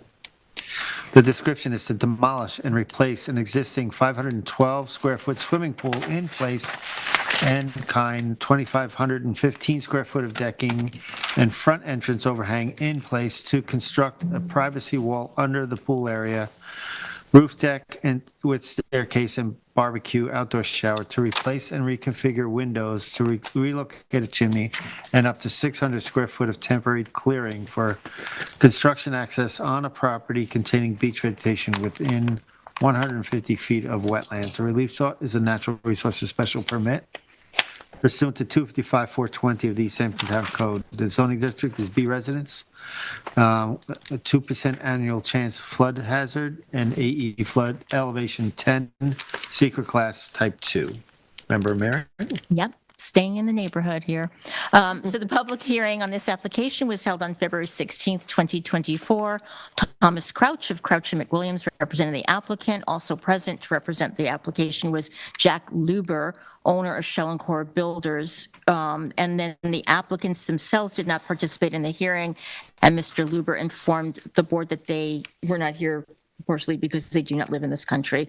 4 members of the public participated in the public hearing, both through spoken and/or written comments, or actually all were spoken and written. 3 of those 4 own or represent the contiguous parcel to the north, and the other one public participant owns the house directly across the street to the west. All 4 expressed concerns about elements of the project. No member of the public spoke in support. The survey relied upon in the hearing is dated, I believe, June 26, 2023. And in my comments, I'm relying on elevations and plans in the public hearing file, referenced as, this is how the file is referenced, Dune LLC Survey Binder 2623 from Jimenez Design Group. I will note that on sheets 7 and 14 of the plan set, it appears to me that the east and west elevations seem to be reversed mistakenly. I will also note that Chairman Deline during the hearing commented that some of the plans, I think you said, seemed a bit rudimentary. Well, just like the other lot that we were just looking at, this lot has 2 front yards. This is a larger area lot. It's 12,208 square feet. That is still 39% substandard, pre-existing non-conforming substandard to be zone lot minimum. In addition to the pre-existing non-conforming lot, the house, which was built in 1971 prior to current zoning, the house itself is materially non-conforming on several zoning metrics. Building coverage is 18% above what is allowed. GFA itself is 3,018 square feet, where the max allowable is 2,821. So it exceeds GFA maximum in current zoning by 7%, or just under 200 square feet. The existing house is meaningfully non-conforming to pyramid requirements on the east side of the property, according to the survey. A material part of the house is non-conforming to the 100-foot wetland setback relative to the wetlands located on the parcel to the east, and per the TAM, it states that nearly the entirety of the house is within 100 feet of wetlands on the property to the east.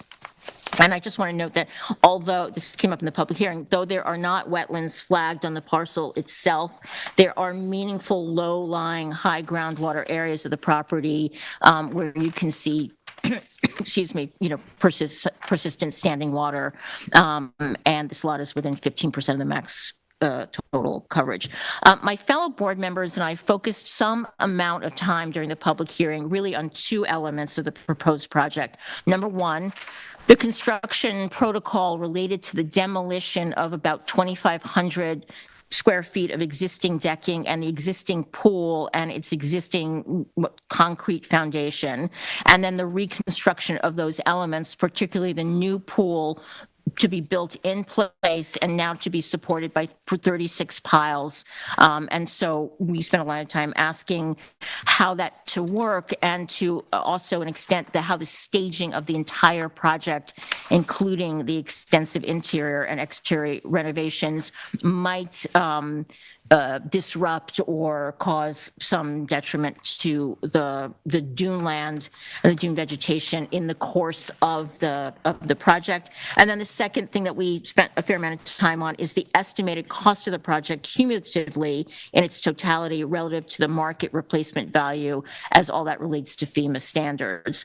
The hearing was closed that night, but we left the record open for 2 weeks until receipt of, to leave time for a receipt of a full construction protocol, as well as obtaining a letter from the East Hampton Town Chief Building Inspector regarding the FEMA valuation assessment. Both of those requests that we left the record open for were received into the file on February 27th.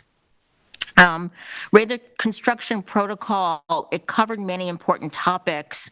It did not appear to include a detailed description of the pool construction process itself, and I'm not sure that it addressed the element in the TAM that was called out, specifically if dewatering is needed. There was a question in Morgan's TAM that I think perhaps that part of the protocol could have been beefed up, but I have less experience on these protocols than my fellow board members, so I'll be interested to hear what it says. By the way, construction protocol that was submitted also corrects an incorrect statement that was in a letter dated September 12th from Mr. Couch that said the access for construction vehicles and machinery would be, so what was corrected is that letter had said all that was going to take access from the Dune Lane side, but this protocol confirms it'll come from the Marine Boulevard side. And then in conjunction with the construction protocol, we received another copy of the June 26, 2023 survey that would sediment control and project limiting fencing. However, when I looked at what was provided attached to that letter, at least electronically online, everything was out of place. I don't know, Tyler, which do you have up there? Is that the original survey or? This is June 26, 23. Okay, if you go to, yeah, it was just very odd. I don't know if there was some glitch, but it showed the the lines for the silt fencing and the project limiting fence were all messed up, so it must have been some kind of mistake, but it wasn't clear. This drawing? The sketch? I can't, no, June 26, 2023, is that what we're talking about? This one? yeah, if you look at it electronically, I don't know, I saw it attached to the letter, but it's not a big. We received it February 27th. the one Right, that's yeah, attached to the letter. yeah. But when I pulled it up online, it was the designation lines did not match what was in Tyler's TAM, but we can come back to that. And then with respect to the chief building inspector's assessment of the costs or the budget relative to the replacement value, he did make changes to what had been presented into the public hearing file, and specifically, notwithstanding that Mr. Luber said that the internal renovation costs related to the already outstanding building permit, he said that they were included in the calculation from Mr. Crouch. They were not included. However, that was, Mr.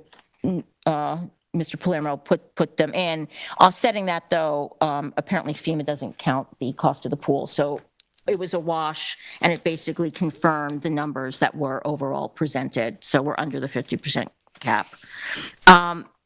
I still have to come back to this survey because I did raise this in the public hearing. If you look at that pink on the top, I questioned at the time, it says proposed second story addition, and there's a bump out. I went back again and looked at the plans, and I looked again at the aerial, the clear aerial, and it does look like there is a bump out being added to that part of the roof deck to what looks like accommodating a new internal staircase and the barbecue. So I don't know what to do about that, because even if it's small, it might be an expansion of GFA, which technically would require a variance because the house is already over GFA. I have to rely on the survey because we didn't get a survey that corrected that if it was an error. So I don't know how to handle that. So all in, I'm going to approve the pool replacement and the in-kind replacements of the first floor decking, as those elements are not inconsistent with the standards and safeguards under 255-551D, especially that no natural resource feature or system designated will be diminished in size, polluted, degraded, or lost, or placed in peril thereof. I felt strongly coming out of the protocol and the description of doing a lot of that work by hand and where the trucks would go, that I don't see any reason the pool exists and we'll replace it. However, I would like to deny the establishment of the roof deck atop the second story on the west side wing of the house, as well as the built-in or any barbecue on such roof deck. I base this part of my decision on 255-551C, the requirement of compatibility with 255-111, in particular, orderly growth, but mostly B, protection of neighborhoods, as the and the well-being of residents, and H, safety and health, which specifically says to avoid the creation of nuisances and other conditions impinging upon the quiet enjoyment and use of property, and prevent environmental pollution and degradation of whatever kind. Where that side of the house is already elevated. It's the highest point of the house. To have a roof deck on top of that is so close over the neighbors will be very disruptive to the neighbors and to the neighborhood in terms, and by the way, it was declared that it will be an entertainment space. And that, I think, will really be a detriment to the neighbors and their quiet enjoyment of their home. It will encroach on their privacy. So I would like to deny that based on those standards. And with respect to the chimney, I no, it came up with the public. The chimney, as I understand it, is moving 11 feet closer in both directions to both neighbors. It's 10 feet tall. It's about 3 times the size of what's there. That creates a mass and scale issue, but I don't know that there's a nexus to deny it, but I want to hear what my fellow board members think. And then I have a bit of a laundry list of some other things that are not fully called out, but I can wait on those. Just to dot i's and cross t's. Terry? I was going to say, don't call me on this one. I admit I am Would you confused like on to this. pass on this one for a bit? Yeah, because I mentioned, this says return to Ed. proposed one-story with roof deck. And I meant to say, I meant to say, this is not a situation where there's wetlands and there's no room to entertain. The existing house has 2,500 square feet of pool deck, and there is a second-story deck as well, not the roof deck. So I don't think I'm denying them an ability to. No, but I would say I'm concerned with the denial based on if you're by right not asking for variances, you're denying it based on the neighbors. And I think that's a tough nexus to draw. But I mean, I have trouble seeing where this is impacting a Yeah, neighbor when it's on the street. yeah, I think that's, I don't know, I think so that's, let's talk- I think let's that's a talk tough some one, more. but Ed, I'm going to turn it over to you. Yeah, I got this. Yeah, there's some things going on I at have a this lot hearing. of confusion on this one. I think it's important that the roof decks that we're talking about do not require any variances, that's not the problem that was brought forth by the neighbor. It wasn't a question of that. Let me go down here, my list. Okay, there was a quote that I took off of I took out of the TAM, said the main concern of the planning department is the construction protocol to accomplish this work. We talked about access, we talked about damage. Member Miriam has already said that, we can see that there is access. We talked about it that day, 36 pilings to be driven. How are they to be delivered to the site? And what kind of additional damage might we see there? We had Mr. Luber talk about how it would be done, much of the work would be done by hand, and that he didn't see that there was a potential for a lot of additional damage to the site through all of that. There was we did get a protocol, and in that protocol, they did spell out a couple of different things. It says here, the property will be accessed through Marine Boulevard utilizing existing driveway access. There'll be no need for additional clearing for access to the property and construction area to either deliver or to remove debris, deliver materials, remove debris. Wait a minute. Who's going up the access to Dune Lane? No, that was No, incorrect. that's wrong. Yeah. Oh, okay. At the hearing, they said was it's corrected. Marine Corrected it. Boulevard. Okay, down fine. here. So it's going through Marie. Just to continue with the building protocol for a minute, as was mentioned by Member Mearing, there was an estimate sent in. There was a whole series of back and forth. The building inspector pointed out that, let me see if I can pull that out here. Yeah, here it is. Building inspector's a letter of, and where's the date on it? But anyway. February 27th, we received it anyway. And he points out, as was said, that there was a miscalculation on how you determine what's part or not part, but nonetheless, it still came under the 50%. So he said, moving forward at this, that he thought that the permit was the work was within the limits of the 50% rule. And that was something. I think we did get letters from the neighbors, and I think that was about their personal comfort and whether or not their view would be. I think the fact that you bring something up, Member Mearing, about whether or not compatibility with the neighborhood and long-term planning and impact is a condition. But as I've just said, as we started, any of the work going on in that area, whether it's the deck or moving the chimney, require a variance, and none are requiring in any way relief for a pyramid or height. So both of those, I did not consider that to be a major factor in my making a decision. I think that A lot went on about what we thought was possible on the site, and I think that I got some of those answers in the protocol. Let me see, what else here? The planning department did say they don't anticipate additional environmental concerns related to this work as was going on. There was not going to be additional impact here. When I looked at this, I thought that it wasn't an unreasonable ask. I think that there was definitely the one question that you raised, Member Mearing, and that is whether or not the impact of a neighborhood allowing a second floor deck.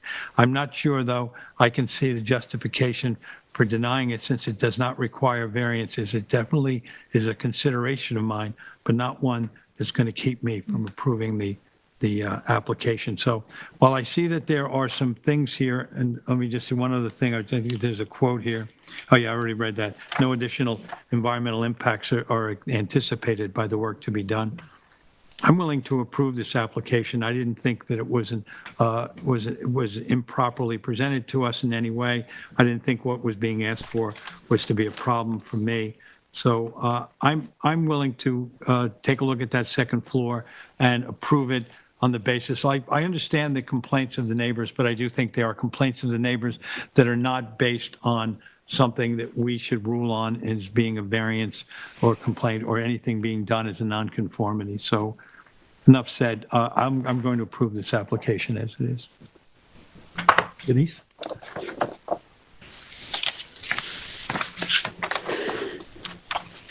I believe that the project before us does not increase in building coverage, total lot coverage, GFA, or clearing.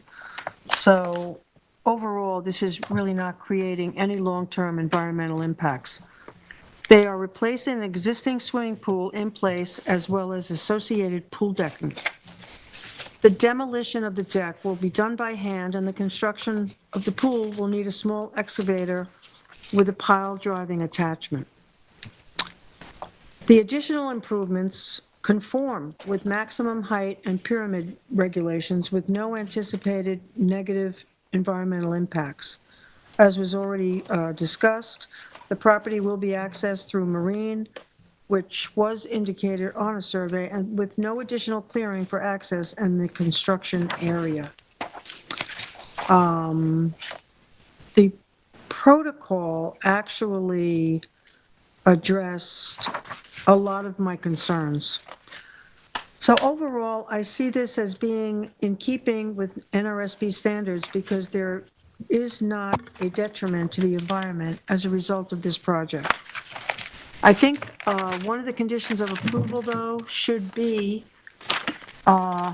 attaching the construction protocol to our resolution so that the building department is aware of the, what we have actually approved. And the reason I say it should go with the resolution is because by the time if this is approved, by the time the person or agent is trying to get a building permit, the building department will already have the protocol.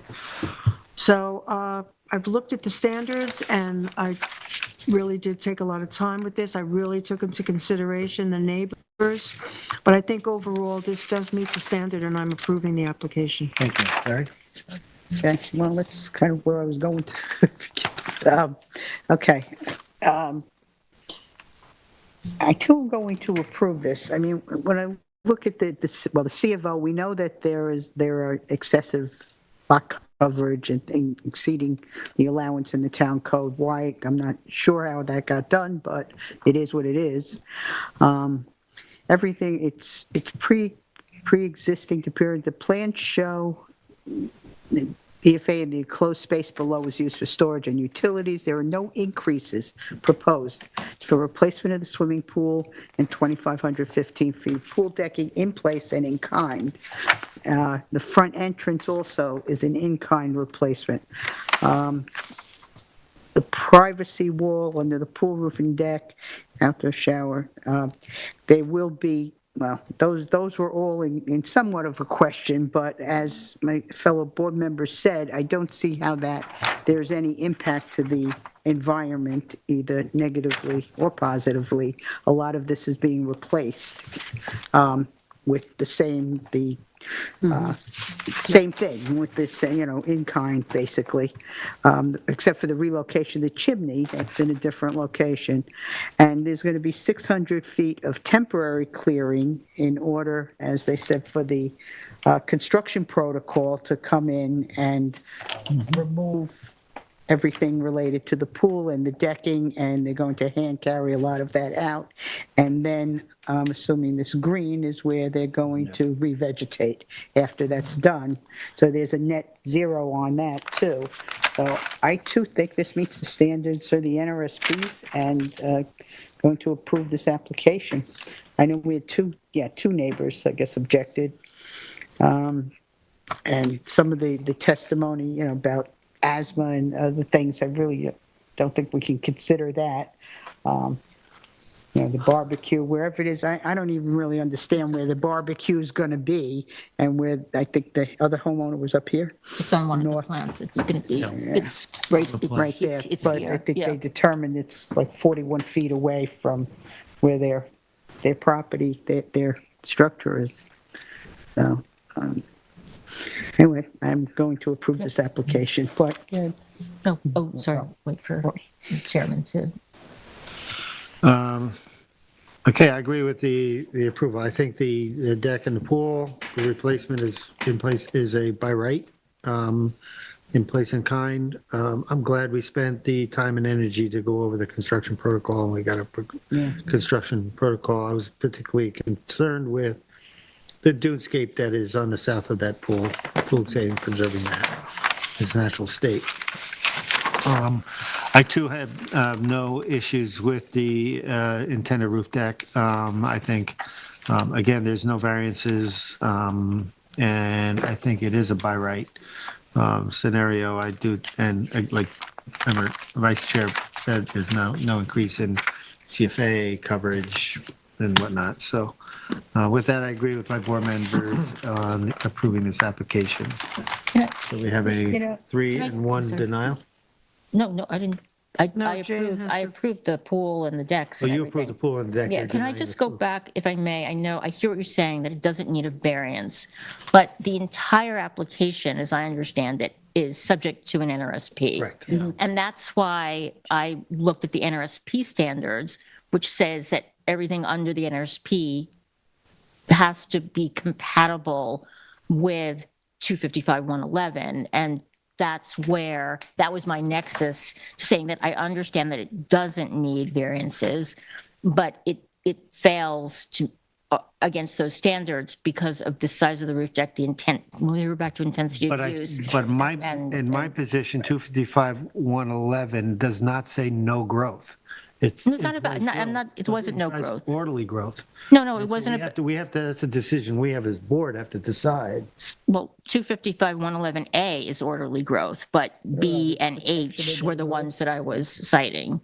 So H is to avoid creation of nuisances or other conditions impinging upon the But what are quiet the enjoyment. nuisances here? A very large roof deck used for entertainment with a barbecue, given especially where it's positioned. If you look at the house from that side, it is high up in the air. So that is that was how I came to that, fully understanding it doesn't need variances, but I still thought because it's under the NRSP, it's not necessarily technically by right. So I just wanted to make We clear. that's respect where I was that. thinking. Yeah. I respect your decision on that. but- and where you're coming don't from. agree with Yeah, on no, that with I understand, but I just, yeah. Entertainment But I and will say, Member can Mearing, become there a was a nuisance. 4-1 denial that I took the same position you did based on the very same thing, because I thought under a certain condition, I thought that it bridged a certain level, and I did not want to approve it, but based on the same thinking you have. But at that time, the board voted it 4-1 as an approval, but nonetheless, there were conditions where I think we have to make a judgment call. Yeah, of course. No, I just wanted to be clear. I wasn't trying to be arbitrary. Can I just cite two things that I think I wanted to come back on? Number one, we don't have a revegetation plan. I know the area is small, but during the hearing, Mr. Luber mentioned, because I had mentioned the olives, and he said, we're going to take them out And there are a lot of them, and I think removing a whole lot of olives could be invasive. And Tyler, would that require an NRSP to remove, I don't know how many olives, and then revegetate? Yeah, I mean, the board could require a plan prior to a building permit if you wanted the olives to come out and you wanted them to show what they're taking out. I'm not saying I will want agree. them, I but- agree with this point. I agree with this Like, it point. would I be think a this, good thing. that's a good point. I think that if we allow them to go in, a landscaper can go in there and destroy all sorts of Right, stuff yeah. going in there. So, yeah, let's, I would say let's get a landscape plan Yeah. for the building permit And, approved. right. And then one, Particularly to remove the olives. Yeah. Specifically. I mean, if, and again, I'm not necessarily And asking them to, but if Yeah, they that's a want good- to, That's a good point. I like that. it's hard. And also, they didn't they didn't call out in their application what they're going to do with those stairs, which are in not great condition. So they called out the patio, but obviously if they were to come in and redo the stairs because they go up the dune, we would want to make sure they're like replaced Yeah, I think properly and in kind. I think the limiting fence is a pretty tight envelope. Mm-hmm. So anyway, Okay. all right, those conditions are fair. Okay. And you know what I liked in this thing is construction protocol. These truck deliveries are going to be coordinated by a site supervisor. Do we know who the site supervisor It's will to be be? Or will determined, we I get that when, It's to be determined. yeah, but once it's determined, will somebody be notified and will they be reporting? Yeah, but who's going to monitor that? Somebody should. We know there's a next door neighbor.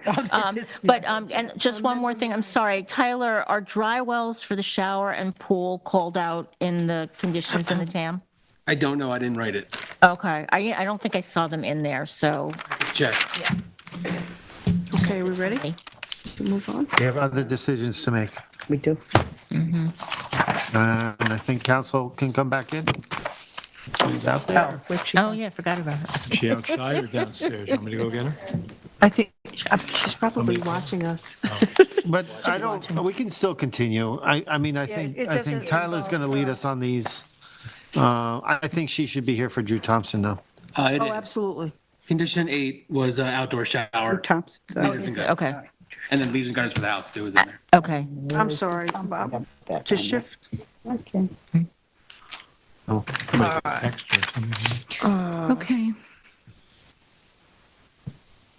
do you have our number? I have. I it, do. I'll send it to her. I have it on my desk. I have to put it in my phone. Just so in advance, you know, on number 5, Kenger, 60 Osprey, I'm recused from that application. So if I need to, tell me if I just need to step out for that, whatever discussion you're going to have. Just have to abstain, right? What? You're not going to be part of the All discussion. right, we'll continue it, yeah. Well, we'll continue. I don't think it's a very simple request. Okay, You don't right. need to leave the room. Yeah, exactly. Wanted to make it Daniel clear. Colaswano at 10 Hampton Place, I'm against the Suffolk Tax Map number 300-170-1-26.1, and that's to shift the approved swimming pool within approved setbacks. So this is a modification request. There was a ZBA determination in September last year. It was to allow the construction of a 392 square foot swimming pool with pool equipment within northern and southern side yard lot lines. So this is the approved survey. This is the swimming pool that was approved. I believe you also approved the shed here because I think it contained the pool equipment. So the shed was slightly within side yard setbacks too. So what they're proposing is simply to shift the swimming pool slightly to the east, maintaining those same setbacks. And this is what it would be. So it's just, it really is just shifting it slightly further to the east. Doesn't create any new variances, doesn't change the variances that were granted. It's just a shift on the property line. So board members, I think the policy of the board is if there's a modification that does not affect, if it's a minor, it's not a more. material modification change, and it does not affect the variances, we typically would, approve that if we agree, approve it Sorry, from how the much is bench. it shifting? Again, I'm sorry. did I miss that? About 5 feet, so from the western lot line, it'll shift from 53.94 feet to 50.12 feet. So it's actually less. Slightly less than 5 feet. Oh, then totally. But from the other property line, I think because the property is a little bit off kilter, it goes from 115.5 to 120.8. So it's between 3 and 5 feet, somewhere in that range. Are we in Not a agreement? Significant change. Yeah, I'm fine with it. I'm in agreement. In the matter of Daniel Colastrono, 10 Hampton Place, Amagansett, Suffolk County Tax Map 300-170-1-26.1, I make a motion to approve this is a modification? Sorry. Yes. The required, or the requested modification as discussed. second, concur. I concur. Concur. Thank you. We next have Drew Thompson at 421 East Lake Drive, Montauk, Suffolk Tax Map number 300-6-2-18. Members, if you recall, this was a default denial. It was a 2-2 decision, which leads to a default denial. We had a request from the applicant, new attorney for the applicant, Andy Hammer, to hold the resolution or stay the resolution. Is that the right word? Until they can come up with some type of resolution. They've now getting ready to submit a new resolution. It's not complete yet because they're waiting on a survey. Right. I'm just going to say this. I think it's important, this board, and I think we're probably going to agree on the fact that we don't like to make a policy change on revisiting applications, but because I think this is an extenuating circumstance, because it is a 2-2 default denial, that I think it is unique, and that I think we should give it a look at and schedule another hearing. I don't know if you want to leave that to discussion, or whether you agree with me or not, but I think in this case, it does set up a unique situation. And again, I don't want to set a policy or precedent of our decision to allow these type of decisions going forward when we have full board But decisions. they're going forward with a new updated They're going to submit plan. new plans. Well, may I? Yes. Okay. Yeah, I'm in full agreement that they should be able to, I totally approve of them having a new hearing. I think that every application is entitled to 5 people being present, so I'm in favor of that. I think that works for us as a board to function more properly, and it's essential, I feel, it's really shortchanging the applicant when we only have 4 board members. So I think rescheduling with 5 people is what should be granted for the applicant. They're entitled to Yeah, that. my comments too. I never liked 4 people deciding on a 2-2. That's, It's not a good It's thing. not a good thing to No. have. It's not fair to the Doesn't do applicant. well, whether, there's subsequent actions or whether there aren't. Somebody's left. But, can I comment on the email you sent us? It was the tone of the email from the agent indicated that there was a resubmission after the hearing, and he mentions the reduction in the size. But my decision on that was based after we got that. Well, first of all, there's no facts set there's no before us, fact- okay. so I think that's kind of discussion is moot. Okay. It's going to be a new hearing. And I want to move on. So we're going to have a new set before us. They're not ready to do it. When they do, a hearing will be scheduled. I'll just say one thing. The one caveat I would have with all this is that this is a unique situation. Yes, And we're absolutely. moving on it from the basis Right. it's unique. We're not looking to open up other opportunities for. Can we have a I wanna motion? just state one, I think, just in terms of language, that the applicant's agent requested that we're reopening the hearing as opposed to Yes, that's what it a said. new hearing. Correct. Oh, So I just wanted to make sure. Reopening the So when hearing. you reopen, what does that has mean? already happened What's the is difference? included in the new hearing? Yes. Okay. And it doesn't actually matter now. I just wanted to make sure that Roy was on the same page that it's, Two records would become one. yes, you're reopening the original hearing that's and then fine. allowing them the opportunity to actually submit to the record all of the information that has been circulated to the board by email. They're not withdrawing it or Plus, anything. right, plus there's an additional document we're still waiting for, but It gets renoticed and it's a. Yes. yes, A yep, public yep. hearing, okay. Okay, I'll make Okay. the motion. Okay. Reopening, yeah. Then in the case of Drew Thompson, 421 East Lake Drive, Montauk, Suffolk County Tax Map 300-6-2-18, I'd like to make a motion to reopen the public hearing. Second, That's what we're doing, reopen. we are reopening the hearing, yes. Okay, I concur. Concur.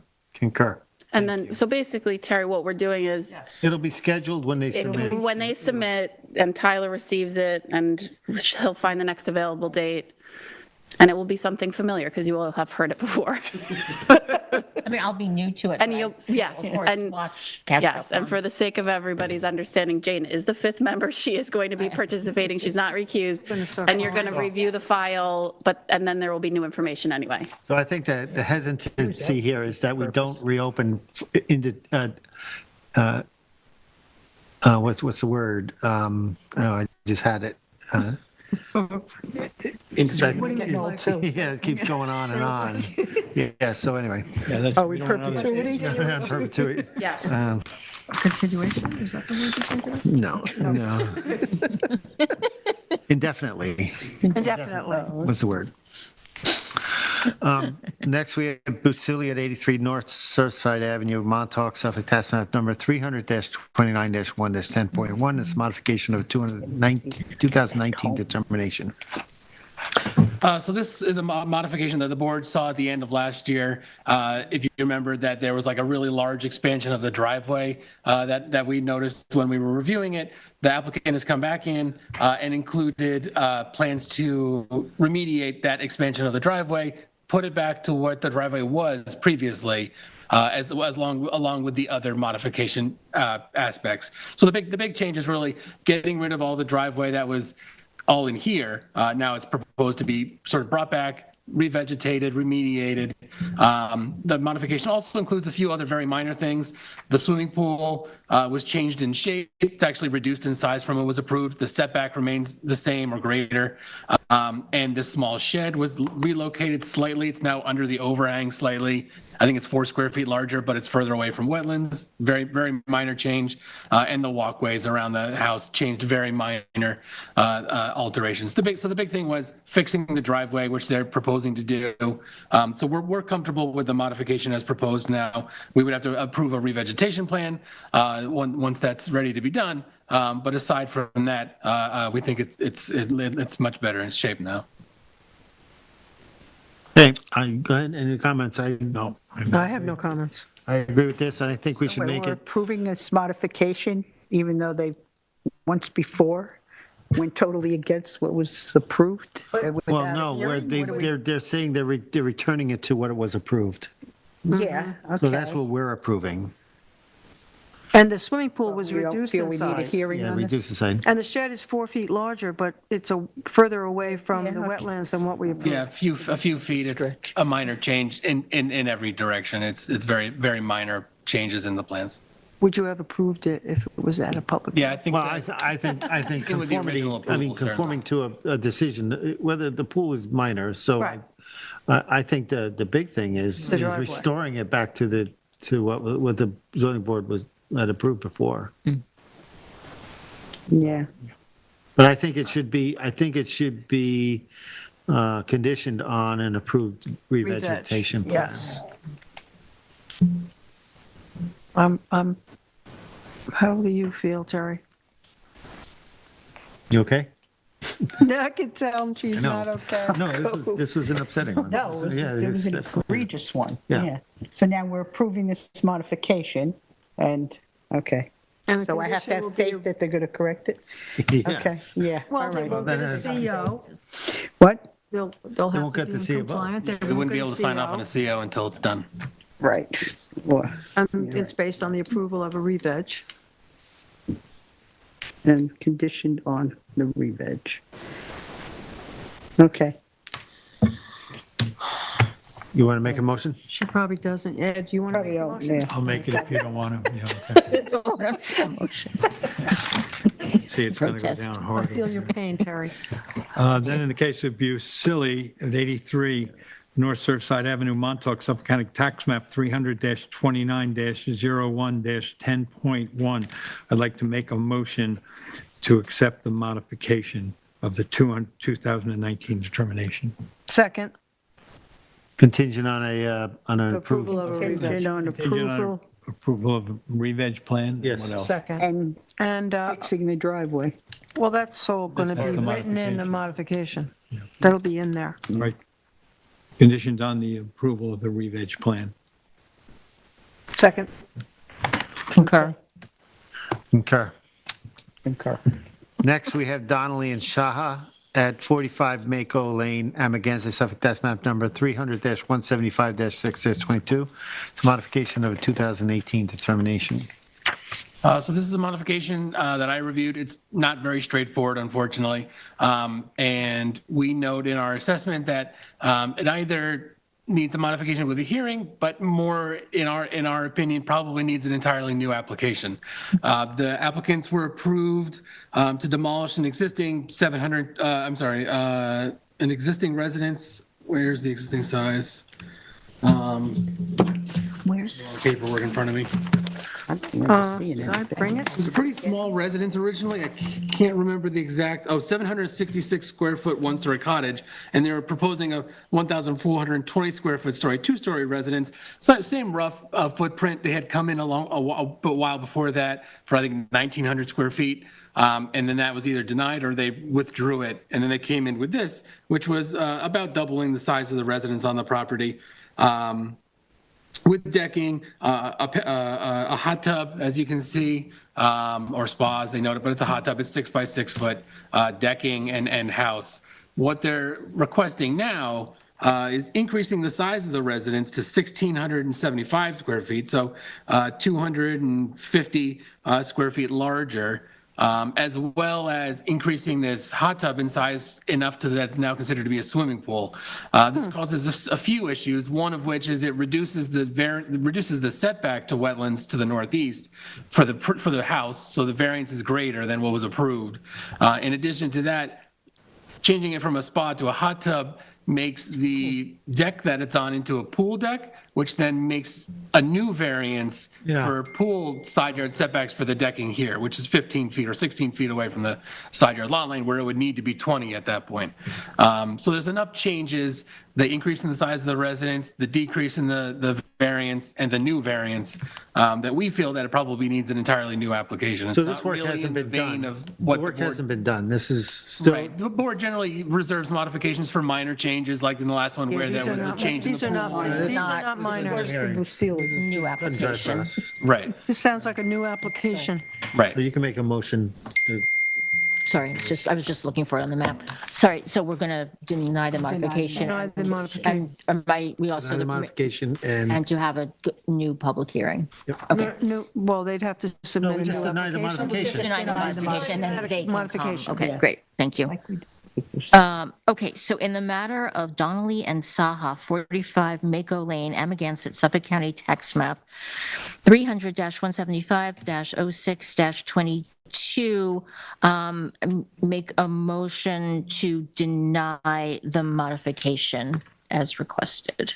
That is, well, Second, Right, is that right? Concur. Okay. yeah, Yep. yes.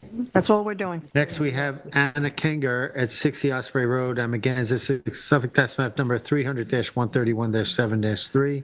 And it's a request to reopen the file until April 2nd. Okay. I don't have a problem. I saw that We letter. haven't gotten anything on it I yet, saw, right? I saw I'll just a remind the letter. board, what happened was this was the applicant's agent Letter. requested originally at the hearing to leave the written record open until March 5th. Yeah. After, like, the close of business day, when we were already here in the meeting, she submitted this letter asking for an additional time. So the only reason we have to, like, raise it again, and we technically have to make a motion to reopen it, to then extend it, because we didn't take this up at the meeting on the 5th. Okay. And so she's asking for more time to submit the documents that were discussed. Yeah, I'm okay with it too. yeah. Have a motion? There you go. I'm recused, so I'm not going to make the motion. I'll make a motion. Make a motion in Anna Kenger at 60 Osprey Road, Amagansett, Suffolk tax map number 300-131-7-3 is to reopen the file until April 2nd. I'll second. I'll concur. I will concur. Recused. Next, we have Beckman, 94 South Euclid Street, Montauk, Suffolk tax map number 300-49-1-114. And it's a modification of a 2017 determination. Right, so this was a application that required site plan review and zoning code variance. The variance was, they were required, I think, to have 11 parking spaces, and they were only able to fit 7 on the property and then 4 just off the property within the road right of way. The board granted that variance. That variance isn't changing. There were some changes in the plans as far as like the height of the building and a few other things that are, I believe the planning board is dealing with it. I think they're okay with it. But they need that the plans to be approved via the zoning board because they approved those plans. So it's really just a change in plans that doesn't affect the variance in any way. Well, Tina's memo says because they only provided 3 parking spaces because there's a tree. Instead of the 4 parking spaces, it's 3 spaces and a tree. And I'm okay with that. But that was our determination, wasn't it? Yeah. Yeah. Well, the It doesn't- determination didn't say it was okay. No, was but it for doesn't, 11. it doesn't change our variance approval. No. Well, let's reread that, because actually if that's what her memo says, then that's not That's not how it was relayed to me originally. for me. It was that they reconfigured the originally approved That's the mark. parking Right. to accommodate the tree, but that there are still 4 spots here. It is 1, 2, 3, 4. Yeah. Are there 4 there? Yes. Just changed their We have a location. plan that shows 4, and that's Oh, why, you see, okay, because this looked like there were maybe 3. That tree was always there, I think. so, right, and Yeah, so they what didn't put a happened, tree no, there. no, what Yeah. happened was, they originally proposed the parking layout, and it didn't, this is the new one, and it didn't take into were probably account all the right here. tree. So the planning board said, please save the tree. So they had to reconfigure the parking. So, but it still shows 11, And our variance still stays the same. and our variance stays the same, but there So was I'm additional fine. work done outside of the approved plan. They added a parking spot closer to Essex. They just moved down a little bit. Yeah, they had to, yeah. And it's the work that was done in the road right of way. And you can see on so we required in the new plan that they number the spaces so that the records were clear that there were still 11 spaces, and this shows 11, 4 on that side, and the remainder there. Okay. But also, we have it on the agenda as modification. It was not until I read the memo that it was clear that they also need an extension of time. Okay, So the board has to consider both of those factors today. Yeah. okay. So I'm okay with both. I mean, I think the extension of Go for it. time relates Okay. to the planning board So for process, so. So Probably for, both. what? The extension of time is for ours too, probably as well. Probably. Yeah, 2017 is when it was issued, so it definitely needs an extension of Yeah, time. yeah, okay.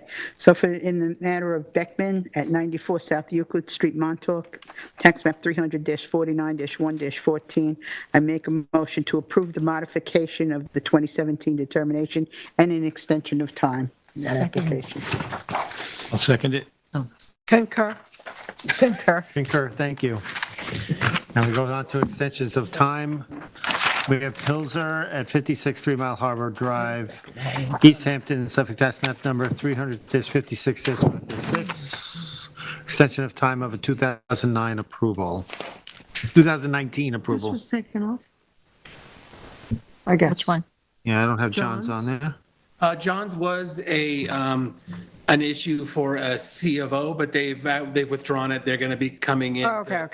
to I request a whole new set of bluff stairs, so it's not an Okay. issue anymore. We received a letter from the applicant's That was the agent, beach which steps, circulated right? very The late. beach We just received it, There was a so letter that came in. Okey doke. it is off. I didn't mean to interrupt you. Okay, Pilser, East Hampton, extension of time of 2019 approval. It's a recent approval. Tyler, what's the state? Have they started it? Have they completed, you know, where they are with it? No activities have been completed, and they're just looking to maintain the permit as active. Okay, so therefore I make a motion in the application of Pilser 56 3 Mile Harbor Drive, East Hampton, Suffolk, tax map number 300-56-5-6 to approve the extension of time. Second. I concur. I concur. Thank you. Next, we have Senior at 200 Cranberry Road, Amagansett, Suffolk, tax map number 300-152-1-10, extension of a 2015 approval. So this is an unimproved parcel. They did get a building permit issued in April of last year. I don't believe any work has started other than the project limiting fencing has gone in and the building permit was issued. So they're just looking to maintain their permit as valid until construction starts. Right. Make a motion? I did have a question. So this property is for sale, which, just from my perspective, 2015 is getting on there, especially in an area that's pretty dynamic. So I mean, I wouldn't be supportive, but obviously you can make the motion. I'm Oh, not gonna make- you're saying that I the would- conditions I have would- changed? I would say, well. Environmental conditions? No, well, there was a comment that the conditions on the property haven't changed. My concern is that the property, I don't know, they pulled a building permit, but the property's for sale. And so I don't know how long this is going to go on for. And it feels like in a place like Cranberry Hole Road, you know, by the time this thing would get built, it could be a decade from the approval. So I mean, who pulled the building permit? I don't know. I guess the owner. They still have, they still No, have like, the approval, I mean, right? got a building permit, inspected not the pulled site, it away. correct? They got it. So you, in your opinion, nothing's changed? I don't think the environmental conditions have changed significantly enough to affect an extension of time. The wetlands are across the street that are in jurisdiction. Right. It's mostly beach vegetation. That's what it was in jurisdiction for, if I remember correctly. And it will come back in another Yeah, they'll need to year. come back So next it'll year for go another on. extension of It'll be back time if next they year. don't Yeah, get the we work we done. typically have been looking at 10 years, but Yeah. You want me to make a motion? I can vote against my own motion, right? I'll make a motion. Okay, I'll make the motion, but, You can deny it. No, I'll make a motion. okay. Therefore, I make a motion of Senior 200 Cranberry Hole Road. Wait, extension of time, do they have to be unanimous? No. Admin is unanimous. I don't know. Or admin does? Wait. Oh, this is an Admin extension of does. time. No, the only thing that does is if the, Admin to has to be reopen a around. hearing. All right, so therefore I make a motion in Essentially a Senior modification. 200 Cranberry Hole Road, Amagansett, Suffolk, tax map number 300-152-1-10 to approve the extension of time. Second. I Concur. concur. I don't concur. Thank you. 241 Marine Boulevard, LLC at 241 Marine Boulevard, Amagansett, Suffolk, tax number 300-175-7-1, and I am recused from this application. You are? Yep. I was in the Close your ears then. Okay. So this was a permit that was issued in 2020 on Marine Boulevard. It was my application. So there was actually an appeal associated with this application that the board denied because they were saying that there was like stairs that led down from the roof deck or the second story deck and then turned into a walkway, and they were claiming it was a coastal structure, and the board said, no, it's not, it's stairs. But they approved the rest of the application anyways.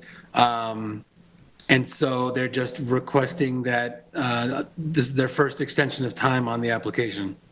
Construction activities have not been initiated yet. The building permit has not been issued for the approved work. So they're just looking to maintain the permit as valid. I'm sorry, Tyler, what was the approval for? It was for, I believe, the stairs that were in place. Just this, oh, okay. it's a Second story deck It's not a addition with it's not a- barbecue, no, but No. I outdoor thought it shower was- with drywall, and replace the existing pool in place and in kind. Right, I know the place, but This is the one that's at the end, like before you get into the reserve, right? That Correct, yeah, it's okay, down I know. that stretch, yeah, yeah. Okay, should I make a motion? Sure. Sure. In the matter of 241 Marine Boulevard LLC, 241 Marine Boulevard, Amagansett, Suffolk County Tax Map 300-175-07-01, I make a motion to approve the extension of a 2020 approval. I second that. I concur. I concur. Thank you. We have the minutes approval of March 5th, Yes, I 2024. did look at the minutes. They look fine. I make a motion to approve the minutes for March 5th, 2024 for the East Hampton Town Zoning Board of Appeals. Second. Concur. Concur. Concur.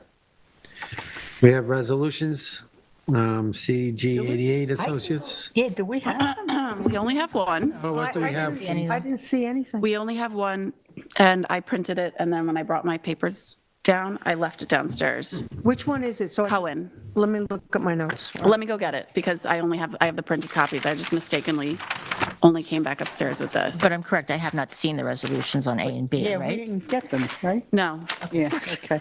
I mean, and we have to talk about, like, they're getting added to the agendas, but they're not timely. Like, we're not up against the deadline on the other two. Okay. Should we So table we'll them till table next those week? ones? Cohen we should do if you guys are comfortable, but you didn't Well, look at there were it. just certain conditions I want to yeah. make sure in the decision. Please. Okay, go get it. Let's do Cohen. I worked hard on this one. I mean, Britain Especially since she worked on it. And then she forgot it. agreed to these conditions. Because this was, Cohen I didn't vote on because it preceded me, so I won't. I didn't vote on C because it preceded me. but these are the what we agreed would happen.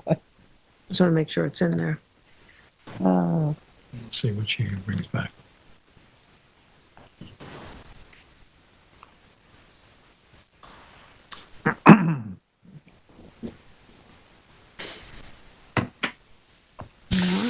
Easements and buffer. What? Oh, a re-veg plan.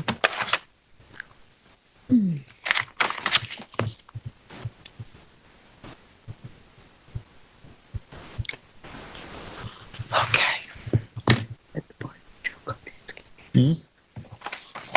What's that? Is she talking about me?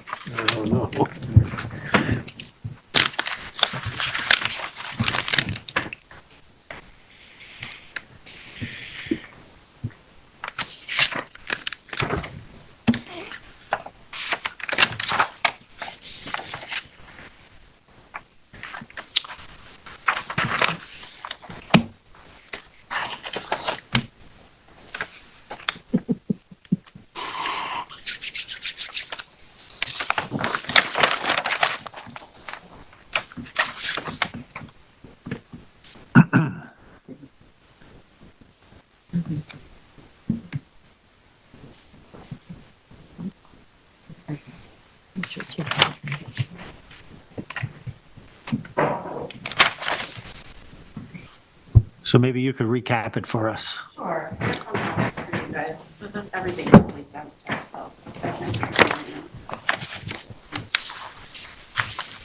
Conditions of approval. So the Cohen hearing was on December 12th, 2023.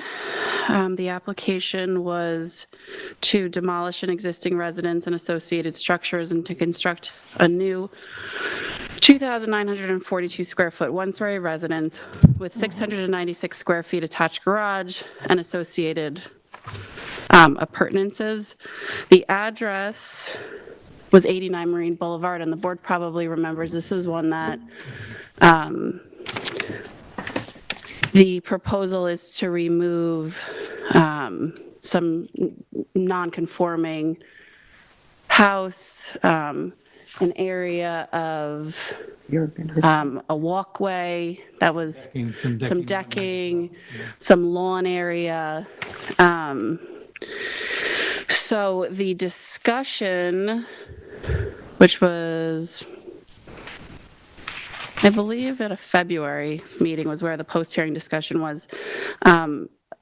The board was unanimous. It was 4-0. Jane abstained. And the focus of the discussion was really the overall improvements in reducing the nonconformities. There's a scenic easement. There is an updated sanitary, and there was an overall reduction in gross floor area. It was taking the non-conforming house and making it FEMA compliant. This was the one that appeared to be 2 stories, but it was really 1 story of living space and a garage.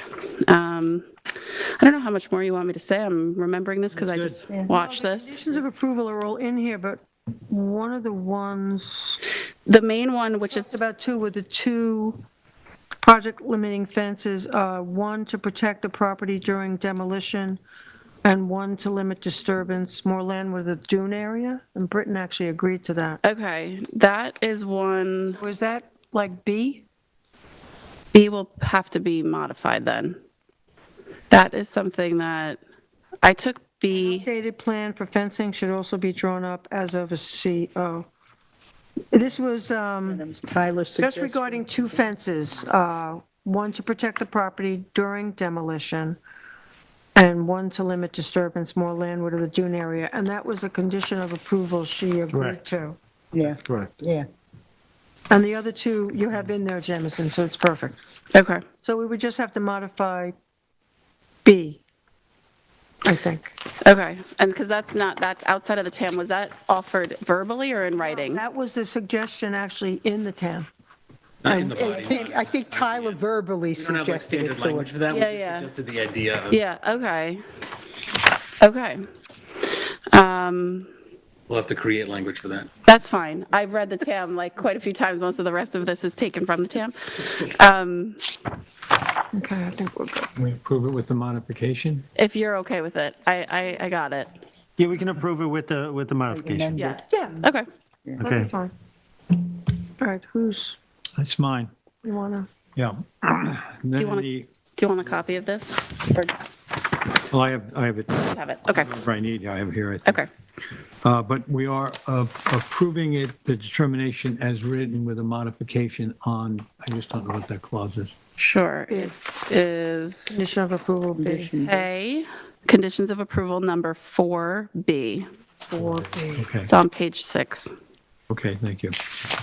Then in the matter of Michelle Cohen, 89 Marine Boulevard, Amagansett, Suffolk County Tax Map 300-176-08-5.3, I want to make a motion to accept the determination as written with a modification to condition 4B to be applied later. Second. I concur. Concur. Abstain. Thank you. Thank you. So at this point, maybe I'll ask my vice chair to make a motion to adjourn the meeting and go into executive session to discuss a legal matter. I make a motion to adjourn the zoning board work session at 9:16 on March 12th, Tuesday, 2024, and I make a motion to go into executive session.